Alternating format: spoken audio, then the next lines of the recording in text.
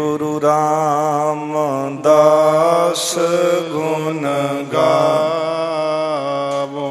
ਗੁਰ ਅਰਜਨ ਬਿਗਨਨ ਕੇ ਨਾਸ਼ਕ, ਬਿਗਨਨ ਕੇ ਨਾਸ਼ਕ। ਹਰ ਗੋਬਿੰਦ ਸ਼ੁਭ ਸੁਮਤ ਪ੍ਰਕਾਸ਼ਕ। ਗੁਰ ਹਰਿ ਰਾਏ ਨਾਮੋ ਕਰ ਜੋਰੀ, ਨਾਮੋ ਕਰ ਜੋਰੀ। ਗੁਰ ਹਰਿ ਕ੍ਰਿਸ਼ਨ ਮਨਾਉ ਬਹੋਰੀ। ਗੁਰ ਤੇਗ ਬਹਾਦਰ ਪਰਮ ਕਿਰਪਾਲਾ ਜੀ, ਪਰਮ ਕਿਰਪਾਲਾ। ਸ਼੍ਰੀ ਗੁਰੂ ਗੋਬਿੰਦ ਸਿੰਘ ਬਿਸਾਲਾ। ਤਰੋਂ ਤਰਾ ਪਰ ਪੁੰਨ ਪੁੰਨ ਸੀਸਾ, ਵਾਹਿਗੁਰੂ ਪੁੰਨ ਪੁੰਨ ਸੀਸਾ। ਬੰਦੋਂ ਬਾਰ ਬਾਰ ਜਗਦੀਸਾ। ਤਰੋਂ ਤਰਾ ਪਰ ਪੁੰਨ ਪੁੰਨ ਸੀਸਾ, ਵਾਹਿਗੁਰੂ ਪੁੰਨ ਪੁੰਨ ਸੀਸਾ। ਬੰਦੋਂ ਬਾਰ ਬਾਰ ਜਗਦੀਸਾ। ਜਿਸ ਮਹਿ ਅੰਮ੍ਰਿਤ ਗਿਆਨ ਹੈ, ਨਾਨਕ ਭਗਤ ਬੈਰਾਗ। ਸ੍ਰੀ ਗੁਰੂ ਗ੍ਰੰਥ ਸਾਹਿਬ ਉਦਦ, ਬੰਦੋਂ ਕਰ ਅਨੁਰਾਧ। ਸ੍ਰੀ ਗੁਰ ਸ਼ਬਦ ਕਮਾਏ ਜਿਨ, ਜੀਤੇ ਪੰਚ ਬਿਕਾਰ। ਤਿਨ ਸੰਤਨ ਕਉ ਬੰਦਨਾ, ਸਿਰ ਚਰਨਨ ਪਰ ਧਾਰ। ਏਕ ਓੰਕਾਰ ਸਤਿਗੁਰੂ, ਤੇਹ ਪ੍ਰਸਾਦ ਸਚ ਹੋਏ। ਵਾਹਿਗੁਰੂ ਜੀ ਕੀ ਫਤਿਹ ਹੈ। ਬਿਘਨ ਬਿਨਾਸਨ ਸੋਏ। ਏਕ ਓੰਕਾਰ ਸਤਿਗੁਰੂ, ਤੇਹ ਪ੍ਰਸਾਦ ਸਚ ਹੋਏ। ਵਾਹਿਗੁਰੂ ਜੀ ਕੀ ਫਤਿਹ ਹੈ। ਬਿਘਨ ਬਿਨਾਸਨ ਸੋਏ। ਸਤਨਾਮ ਸ੍ਰੀ ਵਾਹਿਗੁਰੂ ਸਾਹਿਬ ਜੀ। ਹਿੰਦੂ ਹੋਏ ਕਾ ਤੁਰਕ ਹੋਏ, ਤਿੰਨੋਂ ਜਿਨੋਂ ਕਮਾਏ। ਪਾਰ ਪਰੇ ਪਵ ਸਿੰਧ ਤੇ, ਜਨਮ ਕਲੇਸ਼ ਮਿਟਾਏ। ਹਿੰਦੂ ਹੋਏ ਕਾ ਤੁਰਕ ਹੋਏ। ਵਾਹਿਗੁਰੂ ਜੀ ਕਾ ਖਾਲਸਾ, ਵਾਹਿਗੁਰੂ ਜੀ ਕੀ ਫਤਿਹ। ਸਾਹਿਬ ਕਮਾਲ ਪੀਰਾਨ ਪੀਰ, ਮੀਰਾਨ ਮੀਰ, ਵਾਲੀ ਏਕੁਲ ਆਲਮ, ਸਰਵਰੇ ਕਾਇਨਾਤ। ਦਸਾਂ ਹੀ ਪਾਤਸ਼ਾਹੀਓਂ ਕੀ ਆਤਮਕ ਜੋਤ। ਧੰਨ ਧੰਨ ਸਾਹਿਬ ਸ੍ਰੀ ਗੁਰੂ ਗ੍ਰੰਥ ਸਾਹਿਬ ਮਹਾਰਾਜ ਸੱਚੇ ਪਾਤਸ਼ਾਹ ਜੀ ਦੀ ਪਾਵਨ ਪਵਿੱਤਰ ਹਜ਼ੂਰੀ ਅੰਦਰ ਗੁਰਦੁਆਰਾ ਸ਼੍ਰੀ ਰਾਮਸਰ ਸਾਹਿਬ ਜੀ ਵਿਖੇ ਹਰ ਸਾਲ ਦੀ ਤਰ੍ਹਾਂ ਸ਼ਹੀਦਾਂ ਦੇ ਸਰਤਾਜ ਪੰਚਮ ਪਾਤਸ਼ਾਹ ਗੁਰ ਅਰਜਨ ਪ੍ਰਤੱਖ ਹਰ ਐਸੇ ਦੀਨ ਦਿਆਲ ਸਤਿਗੁਰੂ ਧੰਨ ਗੁਰੂ ਸ਼੍ਰੀ ਗੁਰੂ ਅਰਜਨ ਦੇਵ ਸਾਹਿਬ ਮਹਾਰਾਜ ਜੀ ਦਾ ਸ਼ਹੀਦੀ ਗੁਰਪੁਰਬ ਆਪ ਸਮੁੱਚੀਆਂ ਸੰਗਤਾਂ ਬੜੀ ਸ਼ਰਧਾ ਤੇ ਭਾਵਨਾ ਸਹਿਤ ਮਨਾਉਂਦੇ ਹੋ। ਸੋ ਮਹਾਰਾਜ ਜੀ ਦੇ ਸ਼ਹੀਦੀ ਦਿਹਾੜੇ ਨੂੰ ਸਮਰਪਿਤ ਇਹ ਪ੍ਰਸੰਗ ਚੱਲ ਰਹੇ ਹਨ। ਪਿਛਲੇ ਦੀਵਾਨਾਂ ਵਿੱਚ ਆਪਾਂ ਸਰਵਣ ਕੀਤਾ ਸੀ। ਧੰਨ ਗੁਰੂ ਸ਼੍ਰੀ ਗੁਰੂ ਅਰਜਨ ਦੇਵ ਸਾਹਿਬ ਸੱਚੇ ਪਾਤਸ਼ਾਹ ਜੀ ਲਾਹੌਰ ਵਿਖੇ ਬਿਰਾਜਮਾਨ ਹਨ। ਬਾਦਸ਼ਾਹ ਜਹਾਂਗੀਰ ਦੀ ਕਚਹਿਰੀ ਲੱਗੀ ਹੈ।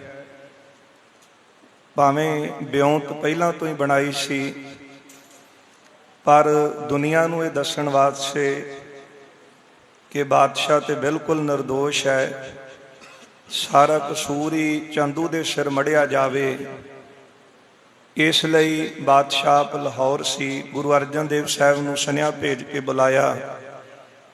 ਧੰਨ ਗੁਰੂ ਅਰਜਨ ਦੇਵ ਸਾਹਿਬ ਜੀ ਨੂੰ ਪਾਲਕੀ ਸਾਹਿਬ 'ਚ ਬਿਰਾਜਮਾਨ ਕਰਕੇ ਬਾਦਸ਼ਾਹ ਦੀ ਲੱਗੀ ਕਚਹਿਰੀ ਵਿੱਚ ਲਿਆਂਦਾ ਗਿਆ। ਉੱਥੇ ਗੁਰੂ ਅਰਜਨ ਦੇਵ ਸਾਹਿਬ ਜੀ ਦਾ ਆਸਣ ਵੀ ਜਿਹੜਾ ਸੀ ਉਹ ਉੱਚਾ ਰੱਖਿਆ ਗਿਆ। ਭਰੀ ਸਭਾ ਦੇ ਵਿੱਚ ਗੁਰੂ ਸਾਹਿਬ ਜੀ ਤੋਂ ਜਹਾਂਗੀਰ ਨੇ ਸਵਾਲ ਕਰਕੇ ਪੁੱਛਿਆ ਸੀ ਕਿ ਸਾਨੂੰ ਇਹ ਦੱਸੋ ਕਿ ਜਗਤ ਵਿੱਚ ਇਹ ਦੋ ਵੱਡੇ ਫਿਰਕੇ ਨੇ, ਹਿੰਦੂ ਅਤੇ ਮੁਸਲਮਾਨ ਦੇ, ਇਹਨਾਂ ਦੋਨਾਂ ਵਿੱਚੋਂ ਵੱਡਾ ਕੌਣ ਹੈ? ਤੇ ਗੁਰੂ ਅਰਜਨ ਦੇਵ ਸਾਹਿਬ ਸੱਚੇ ਪਾਤਸ਼ਾਹ ਜੀ ਨੇ ਰਾਮਕਲੀ ਰਾਗ ਦੇ ਵਿੱਚ ਇਹ ਪਾਵਨ ਸ਼ਬਦ ਉਚਾਰਨ ਕੀਤਾ। ਕੋਈ ਬੋਲੇ ਰਾਮ ਰਾਮ, ਕੋਈ ਖੁਦਾਏ, ਕੋਈ ਸੇਵਾ ਗੁਸਈਆਂ, ਕੋਈ ਅੱਲਾਹੇ, ਕਾਰਨ ਕਰਨ ਕਰੀਮ, ਕਿਰਪਾ ਧਾਰ ਰਹੀਮ। ਇਹ ਸ਼ਬਦ ਦੀਆਂ ਅਖੀਰਲੀਆਂ ਪੰਕਤੀਆਂ ਨੇ। ਕੋਈ ਬਾਦਸ਼ਾਹ ਭਿਸਤ, ਕੋਈ ਸੁਰਗਿੰਦੂ, ਕਹੋ ਨਾਨਕ ਜਿਨ ਹੁਕਮ ਪਛਾਤਾ, ਪ੍ਰਭ ਸਾਹਿਬ ਕਾ ਤਿਨ ਭੇਦ ਜਾਤਾ। ਮਹਾਰਾਜ ਕਹਿੰਦੇ ਕੋਈ ਆਪਣੇ ਆਪ ਨੂੰ ਹਿੰਦੂ ਕਹਾਉਂਦਾ ਹੈ, ਕੋਈ ਕਹਿੰਦਾ ਮੈਂ ਮੁਸਲਮਾਨ ਹਾਂ, ਕੋਈ ਰਾਮ ਰਾਮ ਜਪਦਾ ਹੈ, ਕੋਈ ਖੁਦਾ ਖੁਦਾ ਜਪਦਾ ਹੈ, ਕੋਈ ਵੈਸ਼ਟਾਂ ਦੀ ਸੋਚ ਕੇ ਬੈਠਾ ਹੈ, ਕੋਈ ਸਵਰਗਾਂ ਦੀ ਇੱਛਾ ਰੱਖ ਕੇ ਬੈਠਾ ਹੈ। ਅਸਲ ਵਿੱਚ ਜਿਨ੍ਹਾਂ ਅਕਾਲ ਪੁਰਖ ਦੇ ਹੁਕਮ ਨੂੰ ਪਛਾਣਿਆ ਉਹ ਹੁਕਮ ਹੈ ਕਿੱਥੇ? ਤੇ ਗੁਰਦੇਵ ਦਾ ਫਰਮਾਨ ਹੈ, ਨਾਨਕ ਲਿਖਿਆ ਨਾਲ। ਜਿਹੜੇ ਵੀ ਜੀਵਨ ਦੇ ਵਿੱਚ ਆਪਾਂ ਕਰਮ ਕਰ ਰਹੇ ਹਾਂ ਉਹ ਕਰਮਾਂ ਅਨੁਸਾਰ ਮੱਥੇ ਤੇ ਲੇਖ ਲਿਖੇ ਹੋਏ ਨੇ। ਉਹਨਾਂ ਲੇਖਾਂ ਅਨੁਸਾਰ ਹੀ ਦੁੱਖ ਸੁੱਖ ਭੋਗਦੇ ਹਾਂ। ਇਹੋ ਹੀ ਪਰਮਾਤਮਾ ਦਾ ਹੁਕਮ ਹੈ। ਹੁਕਮ ਰਜਾਈ ਚੱਲਣਾ, ਨਾਨਕ ਲਿਖਿਆ ਨਾਲ। ਤੇ ਗੁਰੂ ਸਾਹਿਬ ਜੀ ਨੇ ਉੱਤਰ ਦਿੱਤਾ, ਪ੍ਰਭ ਸਾਹਿਬ ਕਾ ਤਿਨ ਭੇਦ ਜਾਤਾ। ਉਹੀ ਅਕਾਲ ਪੁਰਖ ਦੇ ਨੇੜੇ ਹੈ ਜਿਹਨੇ ਪਰਮਾਤਮਾ ਦੇ ਹੁਕਮ ਨੂੰ ਕਮਾਇਆ ਹੈ। ਤੇ ਗੁਰਦੇਵ ਨੇ ਉੱਤਰ ਦਿੱਤਾ, ਇੱਕ ਹੁਕਮ ਮੰਨਣ ਵਾਲਾ, ਇੱਕ ਦੁੱਖ ਸੁੱਖ ਦੇ ਵਿੱਚ ਇੱਕ ਰਸ ਬਿਰਤੀ ਰੱਖਣ ਵਾਲਾ, ਤੇ ਤੀਸਰਾ ਬਚਨ ਗੁਰਦੇਵ ਨੇ ਕੀਤਾ, ਪ੍ਰਭੂ ਦਾ ਸਿਮਰਨ ਕਰਨ ਵਾਲਾ। ਜਿਹਨੇ ਤਿੰਨ ਗੁਣ ਧਾਰਨ ਕਰ ਲਏ ਅਸਲ ਵਿੱਚ ਉਹ ਵੱਡਾ ਹੈ। ਰਸਤੇ ਸਾਰਿਆਂ ਦੇ ਵੱਖਰੇ ਵੱਖਰੇ ਹੋ ਸਕਦੇ ਨੇ ਪਰ ਮੰਜ਼ਿਲ ਇੱਕ ਹੀ ਹੈ। ਰਾਮ ਕਹਿਣ ਵਾਲੇ ਦੀ ਵੀ ਤੇ ਖੁਦਾ ਕਹਿਣ ਵਾਲੇ ਦੀ ਵੀ। ਇਹ ਕੇਵਲ ਲੋਕਾਂ ਦੇ ਮਨ ਵਿੱਚ ਭਰਮ ਸਨ। ਭਾਈ ਗੁਰਦਾਸ ਜੀ ਕਹਿੰਦੇ, ਰਾਮ ਰਹੀਮ ਕਹਾਏ ਦੇ ਇੱਕ ਨਾਮ ਦੋਏ ਰਾਹ ਭੁਲਾਣੇ। ਰਾਮ ਕਹਿਣ ਵਾਲੇ ਦਾ ਵੀ ਰਸਤਾ ਮੰਜ਼ਿਲ ਉਹ ਹੈ ਤੇ ਰਹੀਮ ਕਹਿਣ ਵਾਲੇ ਦੀ ਵੀ। ਪਰ ਪਰਮਾਤਮਾ ਦੇ ਭੇਦ ਨੂੰ ਨਾ ਜਾਣਨ ਵਾਲੇ ਉਹਦੇ ਤੋਂ ਦੂਰੀ ਬਣਾ ਕੇ ਰੱਖਦੇ ਨੇ। ਰਾਮ ਕਹਿਣ ਵਾਲਾ ਕਿ ਮੈਂ ਵੱਡਾ ਤੇ ਰਹੀਮ ਕਹਿਣ ਵਾਲਾ ਕਹਿੰਦਾ ਮੈਂ ਵੱਡਾ। ਹਿੰਦੂ ਕਵੇ ਕਿ ਮੈਂ ਸੁਰਗਾਂ ਨੂੰ ਜਾਵਾਂਗਾ ਕਿਉਂਕਿ ਮੈਂ ਹਿੰਦੂ ਹਾਂ, ਤੇ ਮੁਸਲਮਾਨ ਕਹਿੰਦਾ ਸਾਨੂੰ ਵਿਸ਼ਤਾਂ ਮਿਲਣਗੀਆਂ ਕਿਉਂਕਿ ਮੈਂ ਮੁਸਲਮਾਨ ਹਾਂ। ਪਰ ਅਸਲ ਵਿੱਚ ਗੁਰੂ ਨਾਨਕ ਸਾਹਿਬ ਜੀ ਦੇ ਬਚਨ ਵੀ ਆਪਾਂ ਪੜ੍ਹਦੇ ਹਾਂ, ਕਰਮੀ ਆਪੋ ਆਪਣੀ ਕੇ ਨੇੜੇ ਕੇ ਦੂਰ।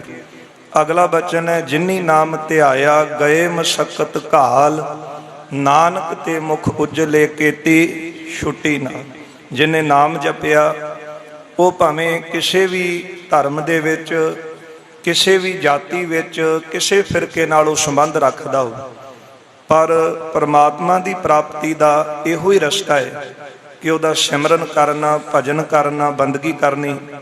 ਅਸਲ ਵਿੱਚ ਉਹੀ ਵੱਡਾ ਹੈ। ਤੇ ਜਿਹੜੇ ਬੰਦਗੀ ਕਰਨ ਵਾਲੇ ਸਨ ਉਹਨਾਂ ਦਾ ਮਾਨ ਸਨਮਾਨ ਹੈ ਅੱਜ ਵੀ ਉਹਨਾਂ ਦੇ ਸੀਸ ਤੇ ਚੌਰ ਹੋ ਰਿਹਾ। ਭਾਵੇਂ ਬਾਬਾ ਫਰੀਦ ਸਾਹਿਬ ਨੇ, ਉਹਨਾਂ ਨੂੰ ਵੀ ਨਮਸਕਾਰ ਹੈ ਸਾਰੇ ਜਗਤ ਦੀ। ਤੇ ਭਾਵੇਂ ਭਗਤ ਰਾਮਾਨੰਦ ਜੀ, ਪਰਮਾਨੰਦ ਜੀ ਨੇ, ਉਹਨਾਂ ਦੇ ਸੀਸ ਤੇ ਵੀ ਚੌਰ ਹੈ। ਇਹ ਗੁਰੂ ਅਰਜਨ ਦੇਵ ਸਾਹਿਬ ਜੀ ਦਾ ਉੱਤਰ ਸੁਣਿਆ, ਸਾਰੇ ਨਿਰਉੱਤਰ ਹੋ ਗਏ, ਸਾਰੀ ਸਭਾ ਨਿਰਉੱਤਰ ਹੋਈ ਹੈ।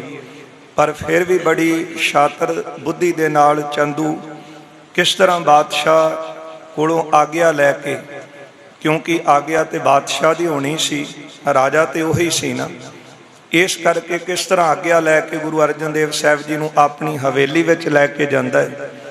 ਉੱਥੇ ਲਿਜਾ ਕੇ ਸੋਚਦਾ ਸੀ ਕਿ ਗੁਰੂ ਸਾਹਿਬ ਕੋਲੋਂ ਹੀ ਸ਼ਰਤਾਂ ਮਨਾ ਲਵਾਂਗੇ, ਪਰ ਕਿਸ ਤਰ੍ਹਾਂ ਗੁਰੂ ਅਰਜਨ ਦੇਵ ਸਾਹਿਬ ਜੀ ਨੇ ਸਾਨੂੰ ਭਾਣਾ ਮੰਨਣ ਦੀ, ਹੁਕਮ ਦੀ ਗੱਲ ਦੱਸੀ ਹੈ। ਨਾਲੇ ਕਾਰਨ ਬਣਾਉਣ ਵਾਲੇ ਸਤਿਗੁਰੂ ਆਪ ਹੀ ਨੇ ਕਿ ਜ਼ੁਲਮ ਰਾਜ ਦੀਆਂ ਜਿਹੜੀਆਂ ਜੜ੍ਹਾਂ ਸਨ ਉਹ ਖੋਖਲੀਆਂ ਕਰਨ ਵਾਸਤੇ ਗੁਰੂ ਸਾਹਿਬ ਜੀ ਨੇ ਆਪਣੀ ਸ਼ਹਾਦਤ ਦਿੱਤੀ ਹੈ। ਉਹ ਵਿਚਾਰ ਅੱਗੇ ਆ ਰਹੀ ਹੈ। ਆਓ ਗੁਰ ਸੰਗਤ ਜੀ ਮਨ ਬਿਰਤੀਆਂ ਗੁਰੂ ਚਰਨਾਂ ਵਿੱਚ ਇਸੇ ਤਰ੍ਹਾਂ ਜੋੜ ਕੇ ਬੈਠੀਏ। ਗੁਰੂ ਸਾਹਿਬ ਜੀ ਦਾ ਜੋ ਅੰਮ੍ਰਿਤਮਈ ਜਸ ਹੈ, ਇਸ ਅੰਮ੍ਰਿਤ ਨੂੰ ਕੰਨਾਂ ਨੂੰ ਡੂਨੇ ਬਣਾ ਕੇ ਪੀਣ ਦਾ ਯਤਨ ਕਰੀਏ। ਸਾਰੀ ਹੀ ਸੰਗਤ ਦਿਓ ਅਸੀਸ। ਰਸਨਾ ਕਰੋ ਪਵਿੱਤਰ, ਪਿਆਰ ਸਤਿਕਾਰ ਸਹਿਤ ਉਚਾਰਨ ਕਰੋ ਜੀ। ਸਤਨਾਮ ਸ਼੍ਰੀ ਵਾਹਿਗੁਰੂ ਸਾਹਿਬ। ਸਤਨਾਮ ਸ਼੍ਰੀ ਵਾਹਿਗੁਰੂ ਸਾਹਿਬ ਜੀ। ਹਿੰਦੂ ਹੋਏ ਕੈ ਤੁਰਕ ਹੋਏ, ਤਿੰਨੋਂ ਜਿਨ੍ਹੋਂ ਕਮਾਏ। ਗੁਰੂ ਸਾਹਿਬ ਜੀ ਕਹਿਣ ਲੱਗੇ, ਬਾਦਸ਼ਾਹ ਦਾ ਸਵਾਲ ਸੀ ਵੱਡਾ ਕੌਣ ਹੈ, ਹਿੰਦੂ ਜਾਂ ਮੁਸਲਮਾਨ? ਤੇ ਗੁਰੂ ਅਰਜਨ ਦੇਵ ਸਾਹਿਬ ਕਹਿੰਦੇ ਨੇ ਕਿ ਤਿੰਨਾਂ ਵਿੱਚੋਂ ਜਿੰਨੇ ਵੀ ਬਚਨ, ਭਾਵੇਂ ਕੋਈ ਹਿੰਦੂ ਹੈ ਭਾਵੇਂ ਕੋਈ ਮੁਸਲਮਾਨ ਹੈ, ਜਿੰਨੇ ਤਿੰਨ ਬਚਨ ਕਮਾਏ ਨੇ ਉਹ ਆਪਾਂ ਕੱਲ ਦੀ ਕਥਾ 'ਚ ਸਰਵਣ ਕੀਤਾ ਹੈ। ਹੁਕਮ ਮੰਨਣਾ, ਦੁੱਖ ਸੁੱਖ ਦੇ ਵਿੱਚ ਰਾਜੀ ਰਹਿਣਾ, ਦੋਸ਼ ਕਿਸੇ ਨੂੰ ਨਹੀਂ ਦੇਣਾ, ਦੋਸ਼ ਕਰਮਾਂ ਆਪਣੇ ਆ। ਤੀਜਾ ਬਚਨ ਗੁਰਦੇਵ ਨੇ ਕੀਤਾ ਸੀ ਪ੍ਰਭੂ ਦਾ ਸਿਮਰਨ ਕਰਨਾ। ਇਹ ਦੇਹੀ ਮਨੁੱਖਾ ਤਾਂ ਹੀ ਸਫਲੀ ਹੈ ਜੇ ਮਨੁੱਖਾ ਦੇ ਲੈ ਕੇ ਆਪਾਂ ਖੁਦਾ ਦੀ ਇਬਾਦਤ ਕਰਦੇ ਹਾਂ, ਪ੍ਰਭੂ ਦਾ ਸਿਮਰਨ ਕਰਦੇ। ਸੁਖਮਨੀ ਸਾਹਿਬ ਦੀ ਪਹਿਲੀ ਅਸ਼ਟਪਦੀ ਵਿੱਚ ਹੀ ਮਹਾਰਾਜ ਜੀ ਨੇ ਸਿਮਰਨ ਕਰਨ ਦਾ ਉਪਦੇਸ਼ ਦਿੱਤਾ ਹੈ। ਪ੍ਰਭ ਕੈ ਸਿਮਰਨ, ਪ੍ਰਭ ਕੈ ਸਿਮਰਨ। ਇਸ ਲਈ ਮਹਾਰਾਜ ਕਹਿੰਦੇ ਜਿਨ੍ਹਾਂ ਤਿੰਨ ਬਚਨ ਕਮਾਏ, ਉੱਥੇ ਇਹ ਨਹੀਂ ਦੇਖਿਆ ਜਾਣਾ ਦਰਗਾਹ ਵਿੱਚ ਇਹ ਹਿੰਦੂ ਹੈ ਇਹਨੂੰ ਇੱਧਰ ਲੈ ਆਓ ਤੇ ਮੁਸਲਮਾਨ ਹੈ ਇਹਨੂੰ ਇੱਧਰ ਭੇਜ ਦਿਓ। ਇਹ ਕੇਵਲ ਲੋਕਾਂ ਦੀਆਂ ਬਣਾਈਆਂ ਗੱਲਾਂ ਨੇ।